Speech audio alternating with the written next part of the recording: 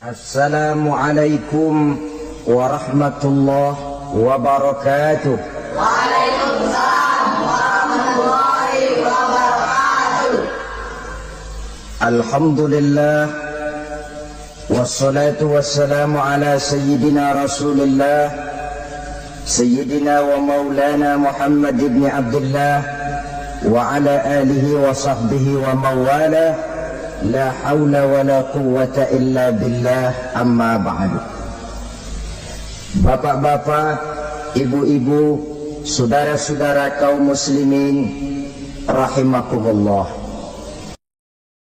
Rumah tangga bahagia menurut agama kita. Sebagaimana yang sama kita maklum bahwa manusia hidup memerlukan idola, memerlukan figur-figur yang akan dijadikan contoh di dalam kehidupannya. Sifat ini dinamakan hubbut taklid atau kecenderungan untuk meniru, dan nampak lebih menonjol pada kehidupan anak-anak remaja atau para pemuda. Siapa yang menjadi idolanya, siapa yang menjadi sentral figur dalam kehidupannya, itulah yang akan dijadikannya sebagai contoh. Kalau idolanya adalah Mick Jagger misalnya, maka tentu yang akan dicontohnya adalah Mick Jagger. Mulai gaya rambutnya, gaya pakaiannya, sampai kepada gaya jalan dan hidupnya. Soal pantas atau tidak pantas urusan nomor 16. Yang penting nyontoh dulu. Inilah kecenderungan daripada manusia. Bagi kita umat Islam, contoh ideal, figur sentral yang sepatutnya jadi idola tidak lain adalah junjungan kita Nabi besar Muhammad sallallahu alaihi wasallam. Beliau menjadi contoh dan panutan oleh karena kepribadiannya yang kompleks. Sejak dari seorang pemimpin negara yang adil, sampai kepada seorang jenderal yang gagah berani di medan perang, sampai kepada seorang diplomat yang ulung, pedagang yang jujur, suami yang bertanggung jawab, ayah yang penuh kasih sayang dengan anak-anaknya, dan di dalam keseluruhannya beliau merupakan uswatun hasanah. Termasuk dalam membina rumah tangga bahagia, contoh kita tidak lain adalah rumah tangga beliau. Bagaimana sih rumah tangga Nabi kita itu? Beliau berkata dalam dua kalimat yang singkat, tapi punya pengertian yang sangat luas dan dalam tentang rumah tangganya.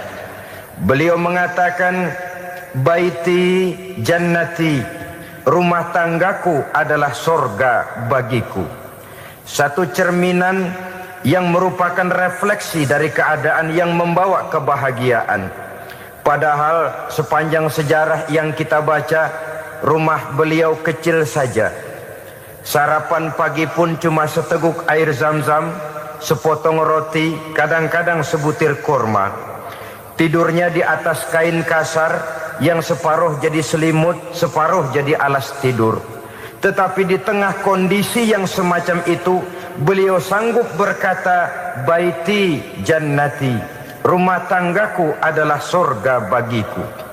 Kenapa kita yang hidup di zaman sekarang, di mana fasilitas sesungguhnya serba lebih menunjang untuk berkata semacam itu, malah kita berkata sebaliknya, baiti nari, rumahku adalah laksana neraka bagiku. Padahal kalau dilihat, rumahnya pun kadang-kadang bertingkat, kendaraan serba berkilat, uang banyak berlipat-lipat, istri pun tak kurang cantik memikat, kadang-kadang jumlahnya 4. Tapi tiap hari kiamat tidak ada ketenangan dan ketentraman di rumah tangga. Saudara hadirin kaum muslimin rahimakumullah, mengapa Rasul sampai mengatakan baiti jannati, rumahku adalah laksana surga bagiku? Inilah pokok pembicaraan kita pada pertemuan kali ini. Sebagaimana yang kita maklum bahwa nikah dalam pandangan Islam bukan hanya sekedar untuk memenuhi kebutuhan biologis manusiawi, Tidak hanya sekedar untuk memperkembangbiakkan keturunan, dan juga tidak pula untuk memperturutkan hawa nafsu. Lebih daripada sekedar itu, nikah dalam pandangan Islam merupakan ibadah. Oleh karena ibadah, maka seluruh tujuan ibadah, apakah dia bernama solat, apakah dia bernama puasa, zakat, sodako, haji dan lain sebagainya, seluruh daripada tujuan ibadah, target utamanya adalah mardhatillah atau keridhaan daripada Allah Subhanahu wa taala. Kalau nikah itu ibadah, maka sesungguhnya tujuan utama dari pelaksanaan suatu pernikahan tidak lain hanya untuk mencari keridhaan dari Allah Subhanahu wa taala. Bukankah kalau kita tanya tiap orang yang melakukan nikah, kenapa sih kamu nikah dengan dia? Jawabannya bisa macam-macam. Yang umum, karena saya cinta dia. Ada yang berkata, karena saya ingin mendapat ketenangan hidup. Ada yang bilang, karena saya ingin hidup teratur. Ada yang mengakui, karena saya ingin dapat keturunan dan lain sebagainya. Tetapi sesungguhnya menurut ajaran agama, kalau nikah merupakan ibadah, jawaban intinya ialah saya melakukan nikah untuk mencari keridhaan dari Allah Subhanahu wa taala. Ini konsekuensinya kalau nikah merupakan bagian daripada ibadah. Rumah tangga yang didirikan atas dasar mencari keridhaan Allah, maka akan diwarnai oleh nilai-nilai luhur daripada ajaran agama. Tanpa harta orang memang sulit untuk bahagia, tapi harta bukan jaminan orang lalu akan bahagia. Harta pada suatu saat akan berakhir, kecantikan akan berkurang, pangkat dan jabatan akan sampai kepada batasnya. Tetapi agama, keyakinan, nilai-nilai iman, itulah pegangan kita yang kekal dan abadi. Sebab itu dalam surah Ar-Rum ayat ke-21 Allah Subhanahu wa taala menjelaskan, "Wa min ayatihi an khalaqalakum min anfusikum azwajan litaskunu ilaiha wa ja'ala bainakum mawaddatan wa rahmah." Dan di antara tanda-tanda kebesaran Allah, dijadikannya bagimu istri-istrimu dari diri kamu sendiri, litaskunu ilaiha, agar kamu bisa hidup tenang bersamanya, wa ja'ala bainakum mawaddata wa rahmah, dan dijadikannya di antara kamu rasa cinta dan kasih sayang. Umumnya pernikahan terjadi karena mawaddatan wa rahmah ini, cinta dan kasih sayang. Atas dua dasar itulah rumah tangga didirikan orang. Atas dasar itulah seorang laki-laki dan seorang perempuan memadu janji untuk membagi suka dan duka dalam hidup ini secara bersama-sama. Namun kalau kita renungi ayat ini, Allah tidak hanya menjadikan cinta, tapi Allah juga menjadikan kasih sayang. Apa bedanya cinta dan kasih sayang? Apa bedanya mawaddatan warahmah ini? Saudara, mawaddah yang artinya cinta, itu sasarannya biasanya adalah jasmani, kecenderungan biologis. Itu akan berakhir. Orang yang mendirikan rumah tangga cuma karena kecenderungan biologis, cuma karena rasa cinta semata-mata, cinta biasanya terkait kepada keindahan. Betul apa benar? Biasanya orang mudah jatuh cinta kepada sesuatu yang punya nilai keindahan. Makanya anak muda jarang yang jatuh cinta sama nenek-nenek. Cinta selalu memandang segi keindahannya. Ini yang namanya mawaddah. Allah tidak mengingkari itu, silakan. Bahwa manusia secara naluri senang kepada serba keindahan, wajar-wajar saja. Tetapi tidak cuma mawaddah, Allah juga menciptakan rahmah, kasih sayang. Mawaddah mungkin ada akhirnya, tapi rahmah tidak akan pernah ada akhirnya. Kalau mawaddah adalah berkecenderungan kepada biologis, jasmaniah, maka rahmah kecenderungan kepada nilai-nilai rohani, kepribadian, kejiwaan, dan lain sebagainya. Dikala pernikahan di bawah umur 40 tahun, mungkin masih banyak mawaddahnya, rasa cintanya. Tapi 40 bahkan 50 tahun ke atas, rasanya orang berumah tangga kalau sudah 50 tahun ke atas itu lebih banyak kasih sayangnya ketimbang cinta-cintaannya. Kalau satu rumah tangga hanya didirikan atas dasar mawaddah saja, atas dasar cinta saja, padahal cinta itu terpaut kepada hal-hal keindahan, keindahan satu saat akan menurun. Ya, tentu sebagaimana yang kita maklum bersama-sama, belum punya anak memang cantik.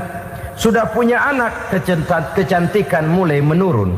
Punya anak 2, kulit mulai mengkerut. Punya anak 3, onderdil mulai dol. Punya anak 4, apalagi tidak pandai merawat diri, persis dompet tanggung bulan. Kalau rumah tangga didasarkan kepada rupa yang cantik saja, cinta akan bisa berpindah, paling tidak akan berkurang nilainya. Sebab itu Allah tidak hanya menyediakan mawaddah, warahmah, dijadikannya di hatimu itu tidak cuma sekedar cinta, tapi juga kasih sayang. Nah, kasih sayang inilah apabila berakar dan berurat dari nilai-nilai keagamaan yang akan menopang jalinan rumah tangga bahagia. Mengukuhkan usaha untuk mencapai mardotillah atau keridhaan daripada Allah Subhanahu wa ta'ala. Dengan demikian, berumah tangga bukan tujuan. Ini kalau kita lihat dari segi agama. Berumah tangga cuma alat untuk mencapai mardotillah, keridhaan daripada Allah.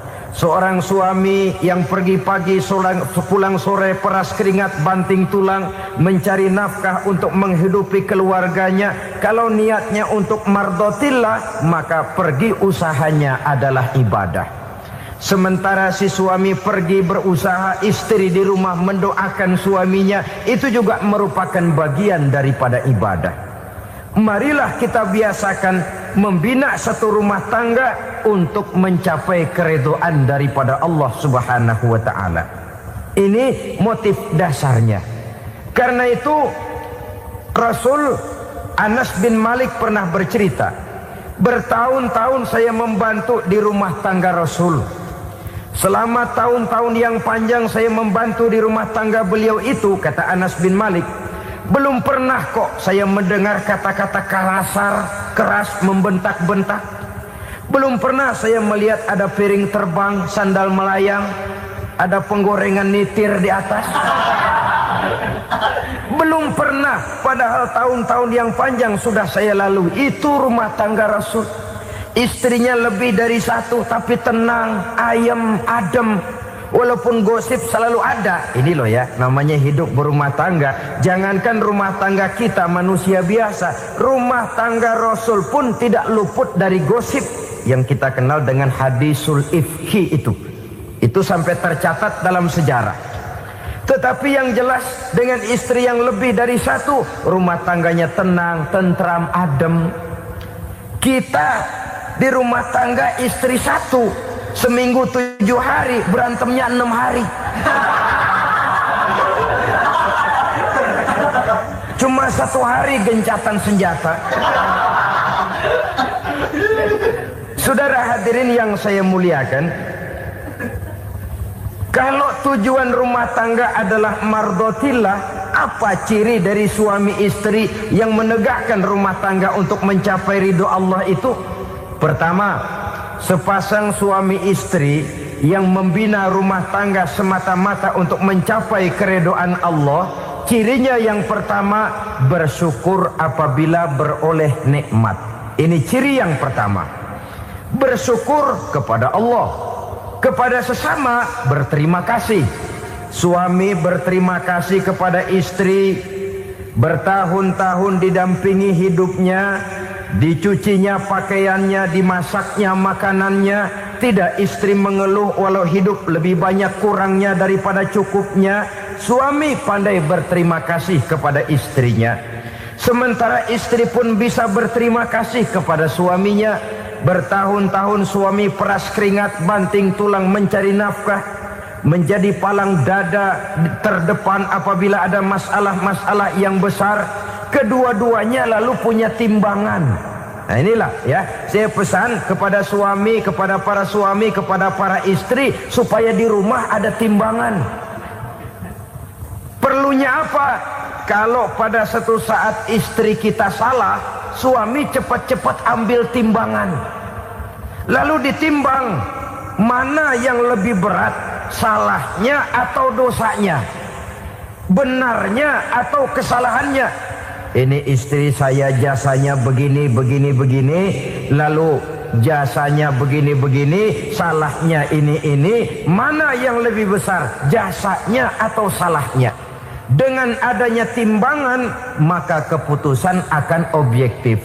Tapi kalau timbangannya emosi, salah sedikit saja sudah main bentak, main usir, akhirnya keputusan akan mendatangkan kerugian.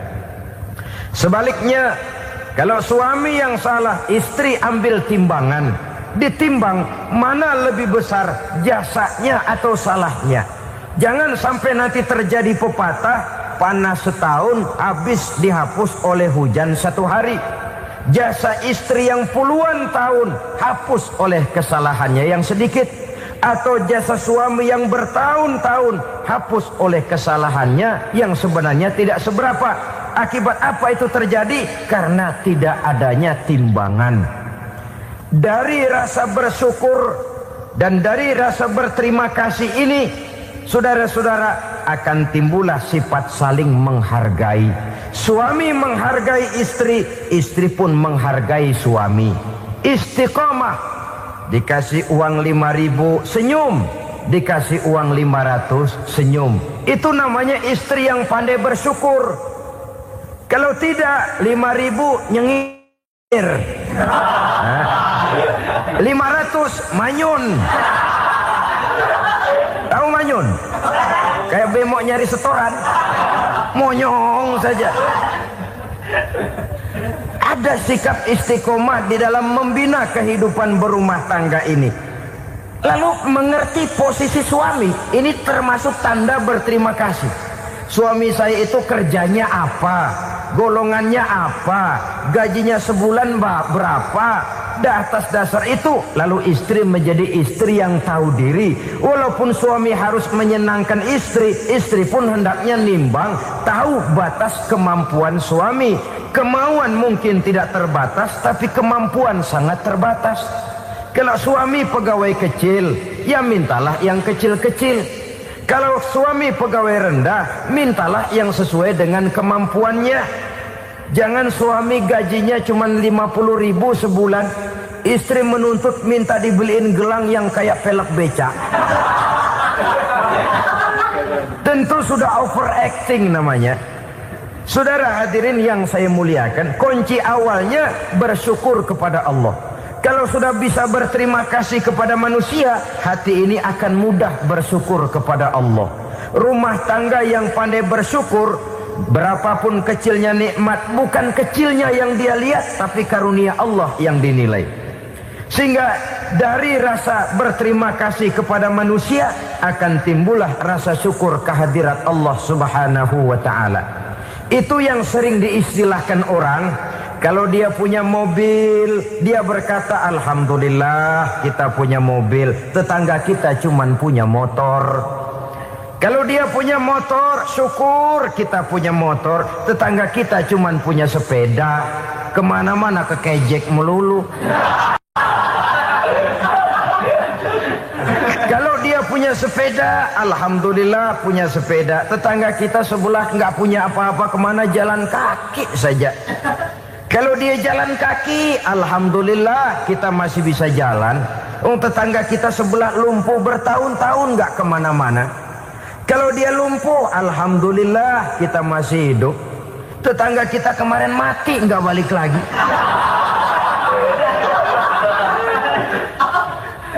Lalu akan timbul rasa syukur. Tapi kalau sudah lumpuh ngelihat yang bisa jalan ngelihat yang naik sepeda, yang punya sepeda lihat yang punya motor lihat yang punya mobil lihat yang punya pesawat. Kapanlah kita ini pandai bersyukur? Sebab kesenangan seperti pelangi, tidak pernah di atas kepala kita, selalu kelihatannya di atas kepala orang lain. Sehingga kalau ngobrol orang sering bilang, lu sih enak lo gue lihat, gue keblangsak amat nih ya. Setiap orang ngomong kepada kita begitu nadanya. Kita yang dilihat enak, sementara kita melihat orang lain enak. Tukang tahu melihat tukang tempe enak, tukang tempe melihat tukang tuak enak, tukang tuak bilang tukang sirsak enak. Enak itu seperti pelangi. Namun kalau kita mau merenungi, tidak pernah Allah berhenti memberikan nikmat kepada kita. Sejak kita bangun tidur sampai kita tidur kembali, bahkan tidur itu sendiri, seluruhnya tidak pernah putus dari nikmat Allah. Bahagia ada di gubuk reot, bahagia ada di rumah mewah, bahagia ada di hati kopral, bahagia ada di hati jenderal, di gunung dan di kota, di hutan belantara dan di desa, di keheningan malam atau di keramaian siang. Kalau kita mau mencari, bahagia selalu ada.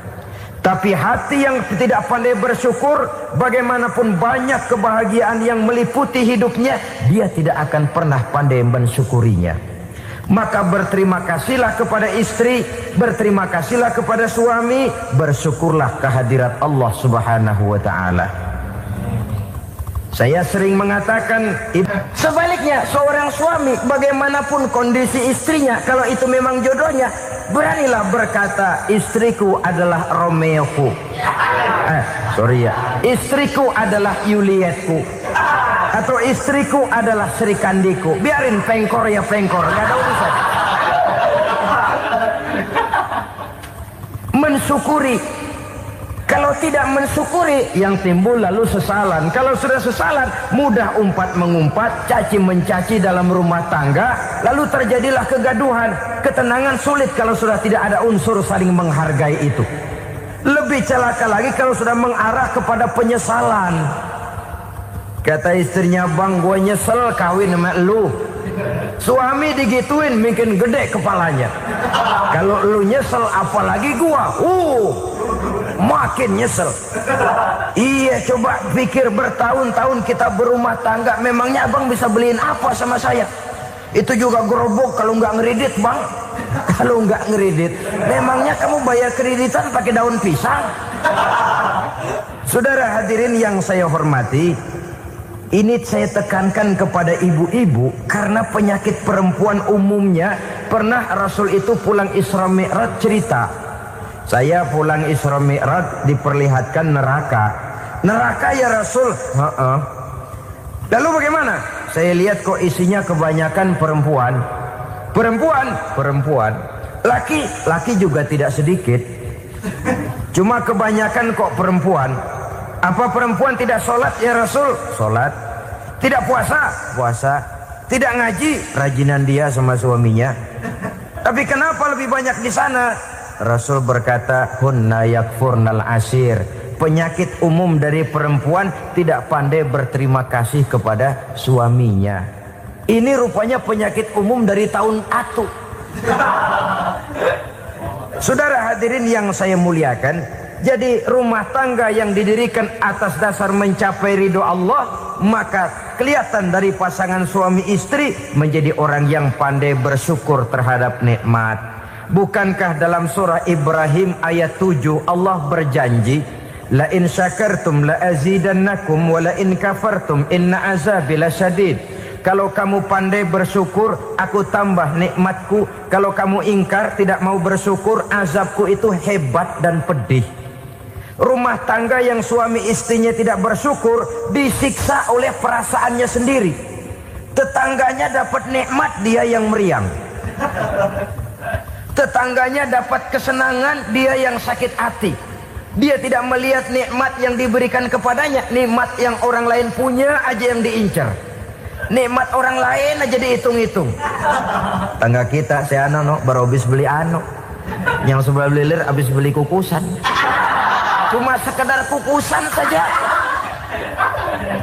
Orang lain beli apa-apa jadi bahan diskusi di rumahnya. Orang lain saja yang diusut. Timbul dendam kesumatnya, timbul hasutnya. Dia tidak bersyukur dengan nikmat yang ada dalam rumah tangganya. isi rumah tangga semacam itu disiksa oleh perasaan hasutnya sendiri. Jauh dari kebahagiaan, kering hatinya, miskin jiwanya, merana batinnya. Kalau sudah ke sana, jauhlah rumah tangga dari pantulan sinar kebahagiaan. Saudara-saudara, kita lihat rumah tangga Rasul. Dari rumah yang kecil, dari tempat tidur yang sarapnya kain kasar, separuh jadi selimut lagi, keluar ucapan baiti jannati. Kenapa? Beliau orang yang pandai bersyukur kepada Allah, bisa berterima kasih kepada istri-istrinya, dan istrinya pun pandai berterima kasih kepada Rasul dan bersyukur kehadirat Allah Subhanahu wa ta'ala. Maka nikmat lalu bertambah. Makin kita syukuri nikmat, makin tambah itu. La azidannakum, janji Allah, pasti aku tambah nikmatku kepadamu jikalau kamu pandai mensyukurinya. Tapi kalau kamu ingkar, tidak pandai bersyukur, awas, nikmat bisa berubah menjadi azab kalau kita tidak pandai-pandai mensyukurinya. Jadi cirinya yang pertama, rumah tangga bahagia itu apabila suami istri pandai bersyukur terhadap nikmat yang diberikan oleh Allah Subhanahu wa ta'ala. Satu. Cirinya yang kedua, rumah tangga yang berdasarkan untuk mardhatillah, mencapai keridhaan Allah, sabar apabila mendapat cobaan. Namanya orang berumah tangga itu persis berlayar di lautan. Suami istri adalah dua orang yang memegang kemudi. Kalau berlayar ombak tenang, angin bertiup sepoi-sepoi basah, lalu bila malam datang bulan bersinar, bintang gemintang gemerlapan, berlayar memang nikmat. Tapi satu saat angin puting beliung bertiup, gelombang menggunung, halilintar menyambar, kemudian petir berkilat. Kalau pada saat itu suami mau ngalor, istri mau ngidul, alamat perahu patah di tengah jalan, kandas di lautan sebelum sampai ke pantai yang akan ditujunya. Oleh karenanya perlu kekompakan. Maka sejak awal seharusnya dalam akan membina rumah tangga yang bahagia, itu lebih baik bicara yang pahit-pahit saja, supaya terjadi kesamaan langkah apabila menghadapi kesulitan dan cobaan. Sabar apabila mendapat cobaan. Rumah tangga seperti kapal di lautan tadi, tidak akan sunyi dari hantaman gelombang, tidak akan sepi dari tiupan angin topan, dari kilatan petir, dari sambaran halilintar. Baik suami, baik istri harus sabar menghadapi kesulitan. Kadang kesulitan dari segi ekonomi, kadang kesulitan dari segi mengarahkan dan mendidik anak-anak, kadang kesulitan karena banyak orang yang hasut dengan kita, kadang kesulitan berbagai macamlah yang menyebabkan kesulitan.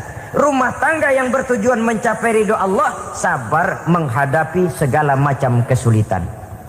Saudara-saudara kaum muslimin rahimakumullah, kesulitan adalah bagian daripada perjalanan hidup. Siapa orangnya yang tidak pernah menemukan kesulitan dalam kehidupan? Rasanya hampir tidak ada. Dan memang kesulitan bukan untuk ditakuti. Kesulitan justru untuk diatasi, dicarikan jalan keluarnya. Begitulah suami istri yang bertujuan mencari ridho Allah. Manakala suami berada dalam kesulitan, istri mencarikan jalan keluar atau berusaha memberikan jalan keluar. Sebaliknya, manakala istri dalam kesulitan, suami bisa mencarikan jalan keluarnya. Sabar dalam menghadapi segala macam kesulitan. Dalam surah Luqman ayat 17, Allah Subhanahu wa ta'ala berfirman, "Wasbir ala ma asabak, inna dzalika min azmil umur." Dan bersabarlah terhadap apapun yang menimpa kamu. Bersabarlah terhadap segala kesulitan yang kamu hadapi, karena sesungguhnya yang demikian itu merupakan sebagian dari perkara-perkara yang telah ditetapkan oleh Allah Subhanahu wa ta'ala. Saudara-saudara kaum muslimin yang berbahagia, kunci sabar sesungguhnya terletak pada keyakinan bahwa segala sesuatu berasal dari Allah dan segalanya akan kembali kepada Allah Subhanahu wa ta'ala. Rumah tangga yang sabar di dalam menghadapi kesulitan-kesulitan biasanya akan lebih mudah mencari jalan keluar. Tapi kalau sedikit kesulitan datang, kita tertimpa oleh kepanikan, oleh kegelisahan, dan oleh ketakutan yang tidak beralasan, maka kesulitan itu bukan saja tidak dapat diatasi, malah rasanya akan menjadi semakin besar di dalam kehidupan kita. Tidak ada rumah tangga yang tidak pernah berhadapan dengan kesulitan, bagaimanapun besarnya rumah tangga itu. Itulah sebabnya kita memerlukan orang lain. Hidup berumah tangga itu seperti orang punya mata. Kalau mata kita kelilipan, kalau mata orang lain kelilipan, gampang kita tiup. Tapi kalau mata kita sendiri yang kena kelilipan, tentu kita memerlukan orang lain untuk meniupnya. Oleh karenanya, suami istri harus saling mencarikan jalan keluarnya. Walaupun kerjanya berbeda, suaminya pergi mencari nafkah, istrinya berdoa di rumah. Kalau perlu melakukan sholat duha, mendoakan agar usaha suaminya dimudahkan, dan begitu selanjutnya. Sehingga dengan adanya kebersamaan, walaupun tidak selalu bersama-sama, maka masing-masing melaksanakan tugas dengan tenang dan merasa yang satu berbuat untuk kepentingan yang lain. Inilah cirinya yang kedua, sabar bila mendapat dan berhadapan dengan segala macam kesulitan. Kadang orang mendapat kesulitan itu berkeluh kesah. Bukan berkeluh kesah, tapi mencari jalan keluar dan mengambil hikmah yang ada di dalamnya apa. Karena bukan kemudahan, kesulitan yang membuat orang dewasa. Bukan kemudahan, tapi kesulitan yang membuat orang berpikir, dinamis, kreatif. Kalau seluruh jalan yang kita tempuh mudah saja, gampang saja, rasanya monoton kita ini. Kehilangan dinamika dalam perjuangan. Kesulitan yang membuat orang matang, kesulitan yang menempa kepribadian untuk lebih dewasa menghadapi bahtera kehidupan, membuat pandangan makin arif, wawasan makin luas, dan analisa semakin tajam. Sama saja dalam hidup. Sesungguhnya pujian sering menjadi racun, dan caci maki kalau kita tanggapi secara positif sering membuat kita makin dewasa. Jarang orang berpikir kalau dipuji, tapi baru dia merenung dan mencari diri setelah dicaci maki dan dikritik habis-habisan. Walaupun watak umum manusia senang dipuji, marah kalau dicaci maki. Biasanya kalau ketemu cewek cakep kita bilang, "Kamu cakep deh." Dia paling bilang, "Ah, abang bisa aja." Walaupun dia bilang, "Ah, abang bisa aja," hidungnya mah tetap mekar. Senang kalau dipuji, itu kecenderungan manusia. Marah kalau dicaci maki, marah kalau dikritik. Tapi sesungguhnya pujian sering jadi racun, caci maki sering jadi obat. Orang takut minum obat karena pahitnya, padahal efeknya itu akan lebih memberikan kesehatan kepadanya. Orang takut menghadapi kritik, orang takut dan tidak ingin dicaci maki, padahal itulah yang sesungguhnya menjadi cambuk kalau tidak dia salah tanggap, menjadi sugesti yang mendorong dia lebih maju lagi. Karena memang bukan pujian, tapi caci maki dan kritik yang membuat kita makin berpikir tajam. Jadi rumah tangga yang berhadapan dengan kesulitan demi kesulitan, biasanya kalau ditanggapi dengan sabar akan makin mengokohkan fondasi rumah tangga itu sendiri. Tapi kalau kesulitan dihadapi dengan tidak sabar, lalu mencari jalan pintas, kesulitan ekonomi, kebetulan istrinya cakep, istrinya disuruh ngojek. Dah lu ngojek aja deh, gue nungguin setoran dah. Suami tapak di rumah. Saudara hadirin yang saya muliakan, buat sepintas memang mendatangkan materi itu, mengatasi kesulitan ekonomi. Tapi apakah bahagia? Walaupun rumah bisa jadi besar, perabotan bisa serba lebih lengkap dan ada, tapi apakah semuanya mendatangkan bahagia? Sementara suami kehilangan rasa cemburunya, dan dalam agama itu disebut dayus. Dayus, suami yang tidak punya rasa cemburu kepada istrinya. Dan orang dayus kayak begitu, haram mendapat bau sorga. Bau sorga saja tidak dapat, apalagi masuk ke dalamnya. Ya tapi juga jangan lantas mentang-mentang harus cemburu sama istri, overacting. Suaminya nawar sayuran, laki pulang ngomel, lu pacaran ya sama tukang sayur. Itu juga over, saudara-saudara. Kesulitan ekonomi diatasi dengan sabar. Sabar dalam arti berusaha dengan tidak mengambil jalan pintas, berusaha tetap berada di jalan yang diridhoi oleh Allah. Ini yang jadi problema ini rumah tangga sekarang ini, kesulitan ekonomi, di mana lapangan kerja sulit, di mana persaingan hidup tajam, sedangkan kita hidup ingin seperti orang lain. Kita mudah gelap mata, mudah picik pandangan, mudah sulit pertimbangan, lalu mengambil jalan pintas.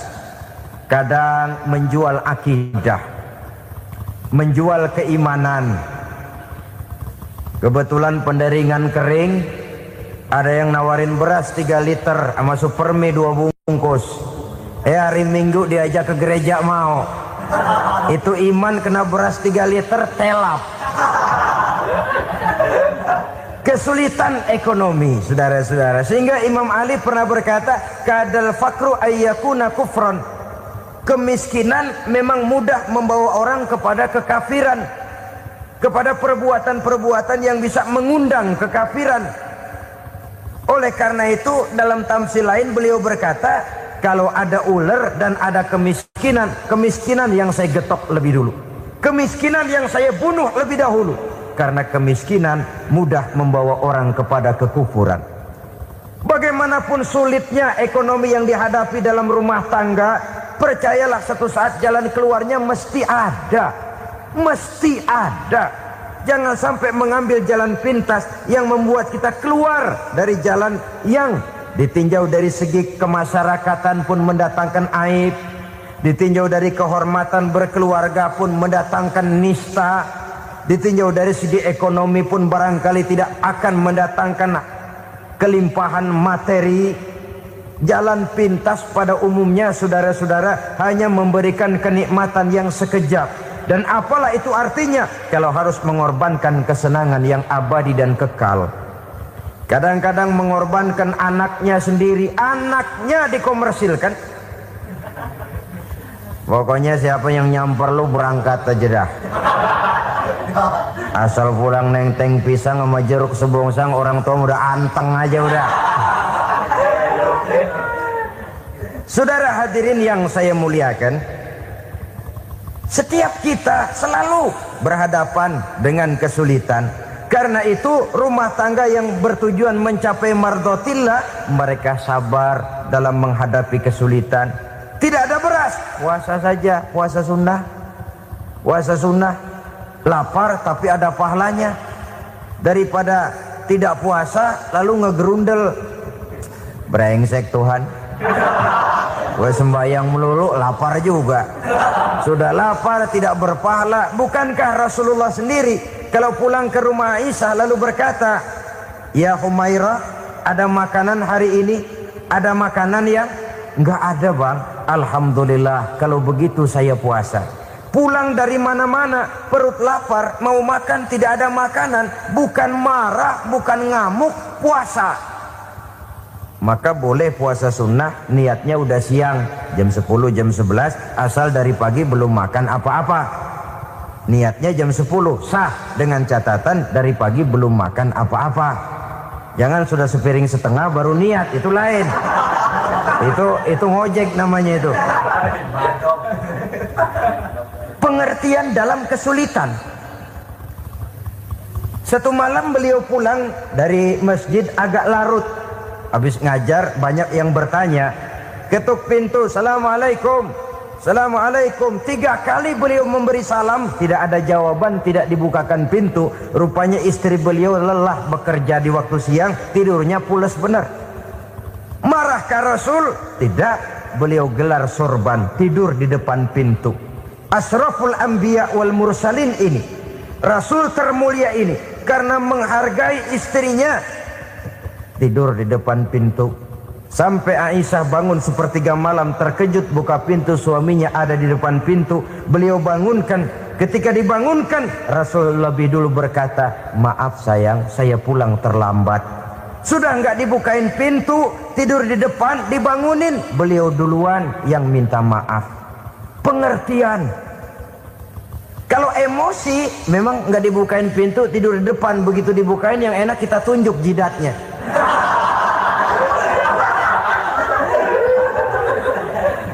Saudara hadirin yang saya muliakan, kesulitan di dalam kehidupan merupakan bagian daripada kehidupan.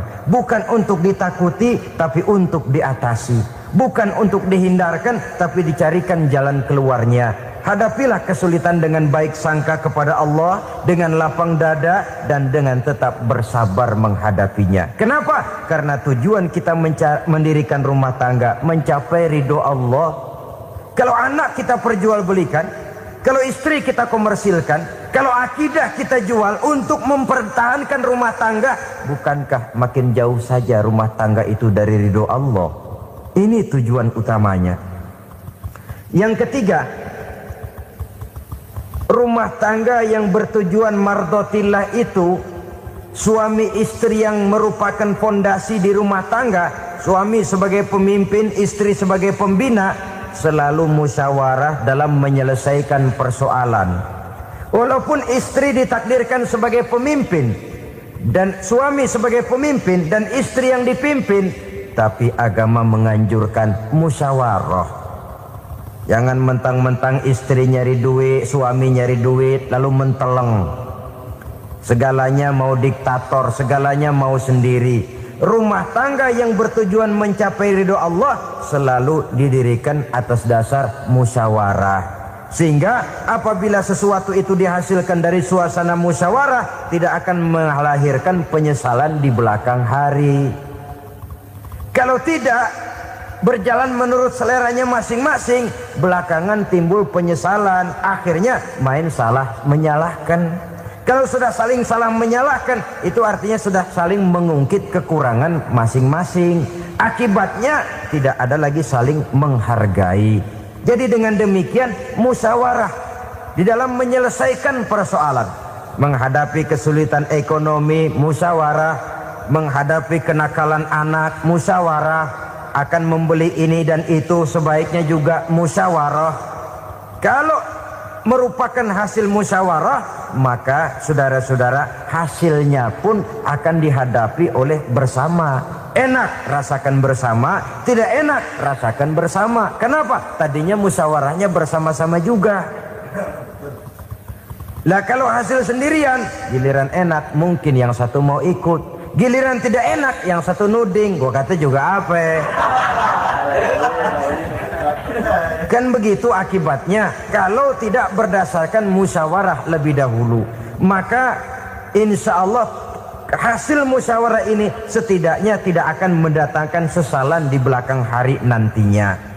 Saudara-saudara kaum muslimin rahimakumullah, ciri yang keempat, sepasang suami istri yang bertujuan mencapai ridho Allah dalam upaya mencapai rumah tangga bahagia itu tawakal apabila mempunyai rencana. Tawakal berserah diri kepada Allah. Bukan berserah diri dalam artian mutlak yang mengarah kepada fatalism atau predestination. Kita sering mengartikan tawakal secara salah. Belum apa-apa sudah menyerahkan diri kepada Allah. Emang semuanya terjadi menurut maunya Allah dah. Gak usah ngapa-ngapain, bagaimana Tuhan aja dah. Lapar juga nggak usah makan, kalau takdirnya kenyang pan kenyang. Ya udah lapar terus kita. Makan dulu, perkara nanti kenyang apa tidak, itu baru tawakal. Kalau sakit ke dokter, soal sembuh atau tidak, baru tawakal. Artinya usaha itu ada.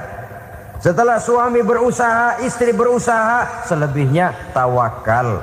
Apa perlunya tawakal? Apabila berhasil tidak lupa daratan, apabila berhasil tidak lupa diri, apabila gagal tidak putus asa.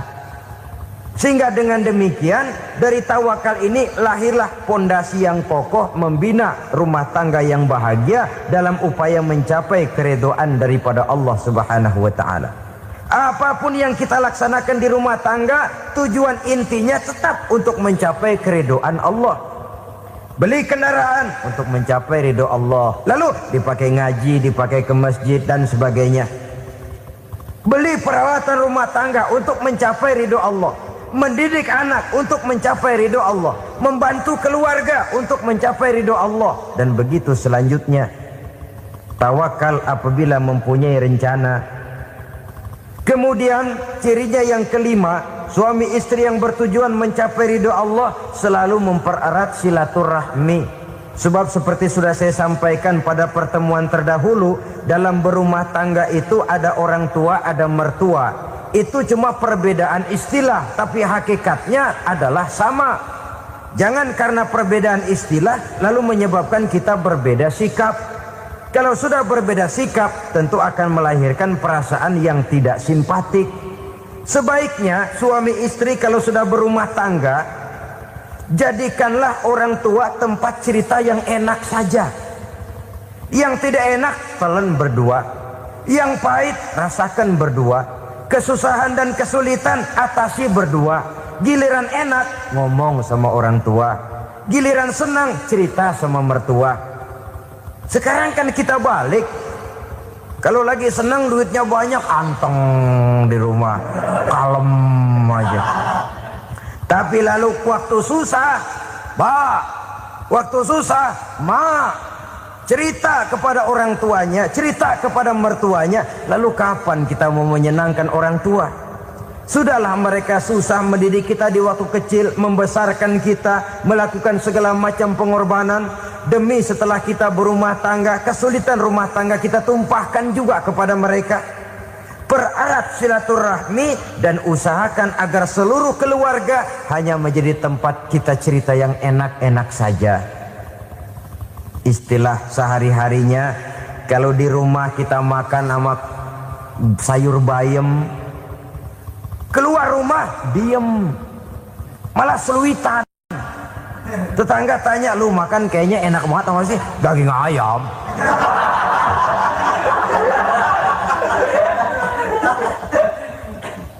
Lalu tetangga kan akan berbisik, itu makannya tuh orang enak bener ya, rumah tangganya tiap hari makan sama daging ayam.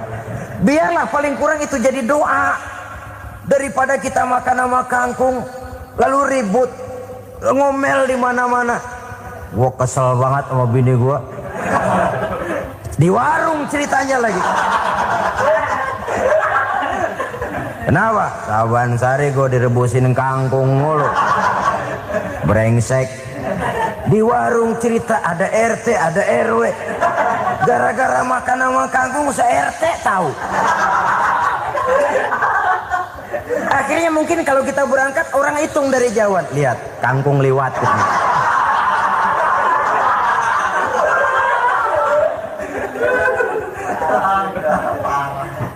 Bisa menjaga yang disebut security informasi, rahasia rumah tangga. Bahkan pernah saya berikan contoh karena ingin menghargai. Suami beliin kain batik buat istrinya. Istri tahu begitu sepintas, nih kain jelek nih. Tapi karena mau menyenangkan suaminya, dia bohong. Bagaimana bu, kain yang bapak beliin? Aduh bagus bener pak. Bagus sekali itu kain. Warnanya pak emang yang model begitu tuh. Tetangga kita mana ada yang pakai kain begitu pak? Ya emang nggak ada, jelek. Menghargai. Sebab kalau waktu itu si istri jujur, yang timbul sakit hati suami. Bagaimana bu kain yang saya beliin? Goblok lo. Kain begitu dibeliin di pasar juga banyak 1.400. Campur odol lagi.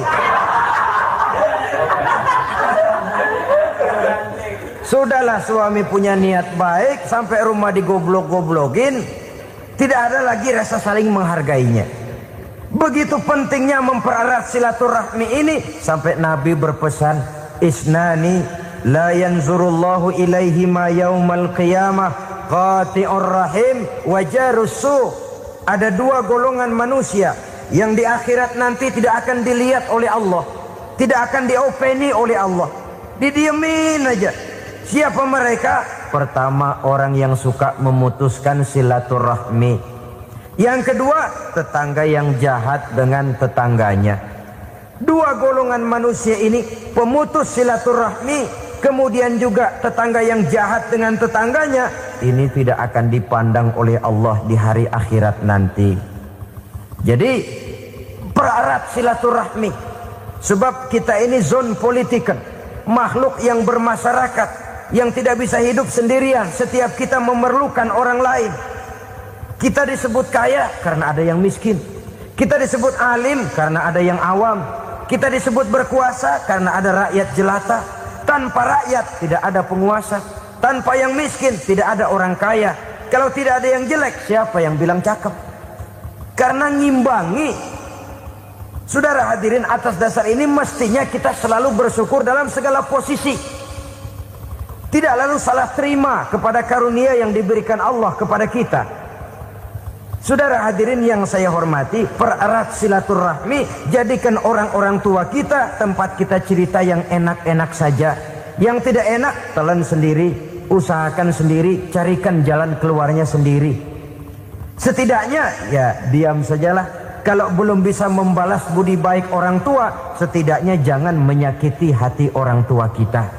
Sudah lelah dan payah dia mengasuh kita, membesarkan kita, merawat kita. Demi setelah kita berumah tangga, seluruh kesulitan kita bawa lagi kepadanya. Karena itu buat para istri juga ini perhatian. Kalau dimarahi suami, jangan cepat-cepat pulang ke rumah orang tuanya. Nggak boleh diomelin dikit, main buntal aja. Gua pulang dah. Pulang. Sampai sana cerita habis-habisan, dikucek kejelekan suaminya. Nanti 2-3 hari balik aja lagi. Kan nggak lucu jadinya. Saudara hadirin, begitu juga suami. Mencaci maki habis istrinya, 2-3 hari baik aja lagi. Konyol, istrinya sudah dicaci maki habis-habisan, dijeleki leluhur-leluhurnya, 2-3 hari baik lagi. Mesraan lagi. Kata bininya dalam hati, gua lu jelekin juga, lu pakai juga, payah.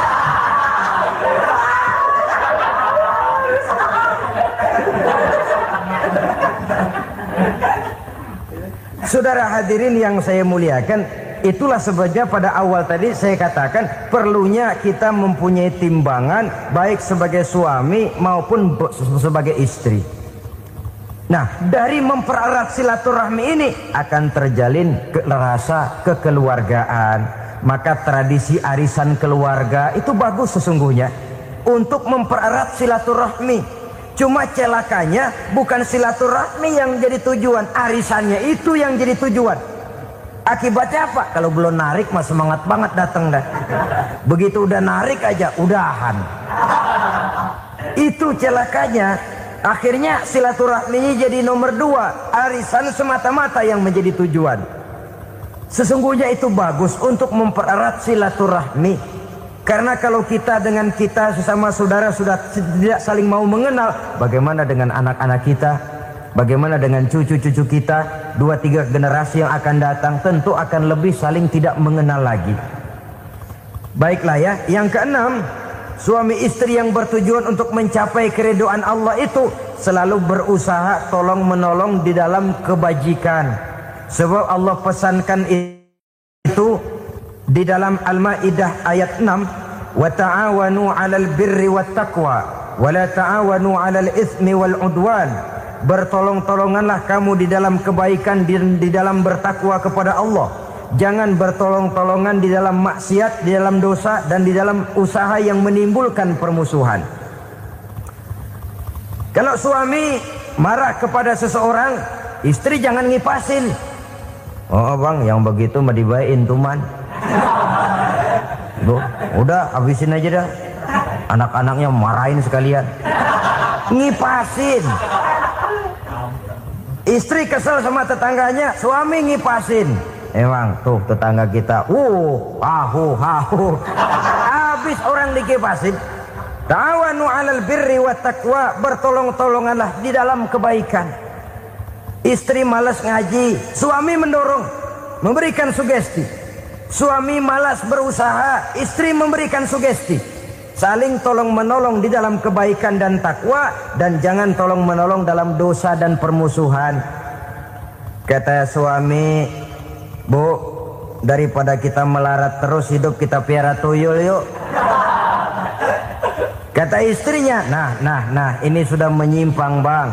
Bersabarlah, bagaimanapun insya Allah kita tidak akan mati kelaparan. Piara tuyul itu nanti jadi pindah akidah, merusak iman, berteman dengan setan. Apalah artinya kekayaan dan kesenangan sebentar kalau harus mengorbankan kekayaan dan kesenangan yang abadi. Ini sudah alal ismi wal udwan, sesuatu yang mengandung dosa. Saudara hadirin yang saya hormati, kemudian yang keenam, berbaik sangka. Baik suami maupun istri sama-sama saling berbaik sangka. Suami melepas istri, istri melepas suami dengan hati yang ikhlas. Suami meninggalkan istri di rumah dengan jiwa yang bersih dan rasa yang aman. Ada rasa baik sangka, dan ini modal dasar. Kalau sudah dilandasi oleh buruk sangka, tentu yang lahir nanti adalah perasaan-perasaan yang tidak baik. Akibatnya sangat tidak menguntungkan. Inilah beberapa ciri dari rumah tangga yang didirikan atas dasar mardhatillah, mencapai keridhaan dari Allah. Nanti akan menyusul tujuan berikutnya, diantaranya mendapat keturunan, diantaranya lagi mendatangkan gairah untuk lebih berusaha mencari rezeki karena sudah merasa punya tanggung jawab berupa anak dan istri. Mempererat silaturahmi, itu cuma tujuan-tujuan sekundernya saja. Tujuan primernya kita melakukan suatu nikah untuk mencapai keridhaan dari Allah Subhanahu wa taala. Silakan punya istri cantik, kaya, tapi tujuan utamanya kita membina rumah tangga untuk mencapai ridho dari Allah. Karena itu dasarnya mawaddatan warahmah. Jangan cuma cinta, tapi juga kasih sayang. Cinta, kecenderungan kepada jasmani akan berakhir, tapi kasih sayang, kecenderungan kepada rohani, makin tua malah makin erat, makin tua malah makin mesra. Sehingga kadang kita menampak kakek-kakek dan nenek-nenek lagunya kayak pengantin baru. Apa cinta-cintaan? Tidak.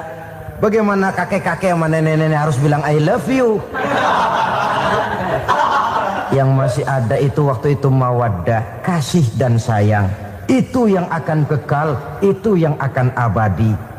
Tanpa materi orang sulit untuk bahagia, tapi materi semata bukan jaminan orang untuk bahagia. Nah, ciri yang terakhir dari rumah tangga yang bertujuan mencapai ridho Allah, sinar agama kelihatan di dalamnya. Baik suami maupun istri sama-sama orang yang taat melaksanakan ajaran agama.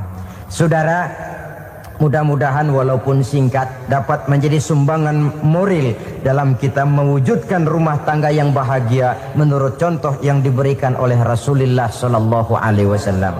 Terima kasih atas perhatian saudara. Mohon maaf atas segala kekurangan. Usikum wa nafsi bitaqwallah. Wassalamualaikum warahmatullahi wabarakatuh.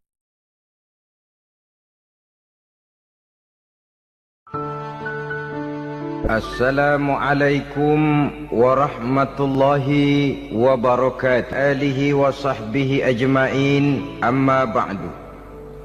Saudara-saudara kaum muslimin rahimakumullah.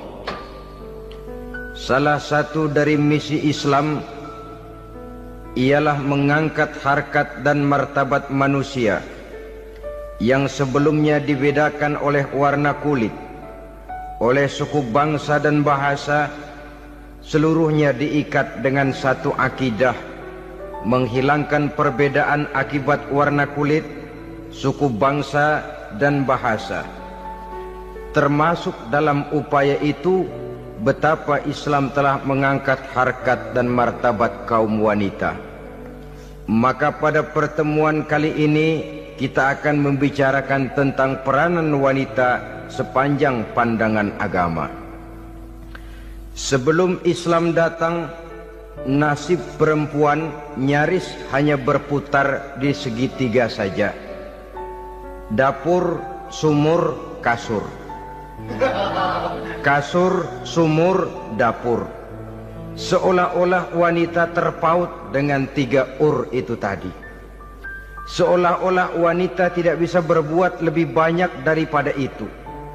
Bahkan di tengah masyarakat jahiliyah, bayi perempuan mendatangkan aib sehingga mereka lalu dikubur hidup-hidup. Maka datang Islam dengan tegas mencanangkan satu revolusi yang mengangkat harkat dan martabat kaum wanita. Nabi bersabda, "An-nisa'u imadul bilad, iza saluhat saluhal bilad, wa iza fasadat fasadal bilad." Wanita adalah tiang negara. Jikalau baik wanita, baiklah negara. Jikalau rusak wanita, hancurlah negara. Dalam berbagai ayat Al-Quranul Karim menjelaskan tentang wanita dan peranannya. Al-Quran bercerita tentang Siti Hawa. Al-Quran bercerita tentang anak perempuan Nabi Adam, Iklima dan Labuda, yang menyebabkan Habil dan Qabil saling berbunuh-bunuhan. Al-Quran menceritakan bagaimana ibunya Nabi Musa mendapat wahyu untuk menghanyutkan anaknya di hilir sungai Nil. Al-Quran bercerita tentang Siti Maryam, ibu daripada Nabi Isa. Al-Quran bercerita tentang 2 putri Nabi Yusuf, yang akhirnya salah satunya menjadi istri daripada Nabi Musa. Pun Al-Quran bercerita tentang Ratu Balkis, seorang wanita yang menjadi penguasa di negeri Sabah, yang demikian besar pengaruhnya dan wawasannya. Dan banyak lagi Al-Quran menceritakan keadaan kaum wanita, sampai-sampai dalam Al-Quran ada satu surah yang dinamakan surah An-Nisa. Ini seluruhnya berarti bahwa Al-Quran telah menempatkan kaum wanita dalam satu posisi yang mulia dan terpuji. Al-Quran memberikan emansipasi, bahwa wanita berhak mengejar kemajuan sebagaimana halnya kaum laki-laki. Tetapi sungguh pun demikian, Al-Quran tetap memberikan batasan-batasan sepanjang emansipasi itu tidak bertentangan dengan kodrat kewanitaan itu sendiri. Kalau persamaan dan kemajuan, kalau emansipasi dan hak asasi sudah tidak sesuai lagi dengan kodrat kewanitaan, pada akhirnya bukan mengangkat harkat dan martabat kaum wanita, justru malah merendahkan derajat dan martabat kaum wanita itu sendiri. Seperti sebagian besar wanita ini, mereka berteriak menuntut tentang persamaan hak, tapi mereka melupa apa batasan daripada persamaan hak itu sendiri. Sesungguhnya Islam dengan segala konsepsinya yang mengangkat martabat kaum wanita itu, memberikan keleluasaan kepada kaum wanita untuk maju bersama laki-laki sepanjang tidak menginjak-injak kodrat kewanitaan itu sendiri. Kalau sudah sampai kepada menginjak kodrat kewanitaan, maka akan merendahkan martabat kaum wanita. Sebab apa? Secara fisik dan psikis, agaknya memang laki-laki sudah ditakdirkan oleh Allah untuk menjadi pembimbing bagi kaum wanita. Walaupun tidak tertutup kemungkinan wanita tampil sebagai pemimpin, tetapi dari segi fisik biologis misalnya, laki-laki itu diciptakan kekar, kuat untuk memikul dan melaksanakan tugas-tugas yang berat. Sedangkan perempuan pada umumnya adalah lembut, ayu, lemot, denok, geboy, dan lain sebagainya. Maka kalau kita baca sejarah, Allah itu belum pernah mengutus rasul perempuan. Semua rasul laki-laki. Sebab apa? Secara fisik biologis tugas kerasulan lebih dimungkinkan oleh seorang laki-laki. Tugas Rasul itu berat. Kadang-kadang perang, dicaci maki, berhadapan dengan ujung tombak, ujung pedang dan lain sebagainya. Makanya seluruh Rasul laki-laki, dan Allah belum pernah mengutus Rasul perempuan. Dari segi lain, perempuan itu banyak terhalang untuk melaksanakan ajaran agama. Misalnya 1 minggu dalam sebulan perempuan itu terkena cuti khusus, mengalami masa menstruasi, tidak sholat, tidak puasa, tidak melaksanakan ajaran agama yang tidak dibolehkan pada saat menstruasi itu. Kalau ada Rasul perempuan, lalu saat malaikat akan menyampaikan wahyu, kebetulan Rasulnya sedang wah, itu bisa balik lagi malaikat Jibril ke langit itu. Mau turun nyampein wahyu, balik lagi ke atas, ditegur, kenapa balik lagi Jibril? Rasulnya lagi head.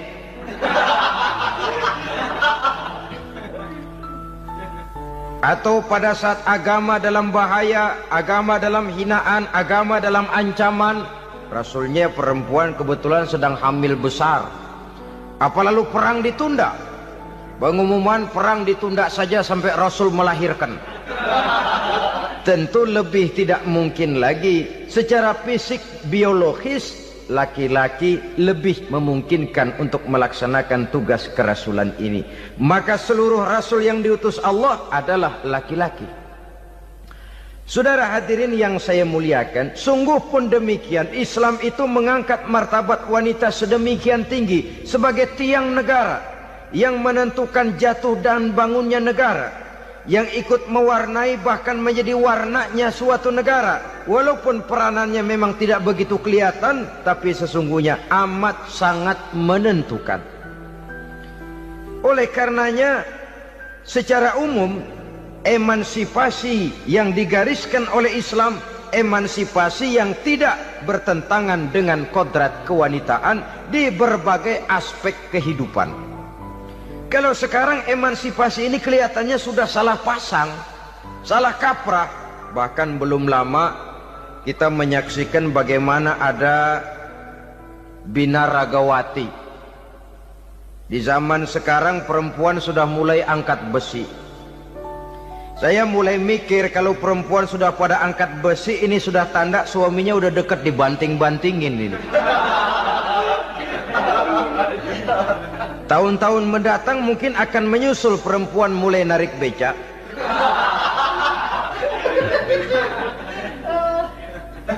Nampaknya kan sudah tidak lagi mengindahkan kodratnya sebagai wanita. Ada olahraga yang hanya pantas dikerjakan oleh laki-laki. Oleh karena itu pada kesempatan ini kita akan mencoba melihat peranan wanita dari berbagai dimensinya. Yang pertama, peranan wanita sebagai istri.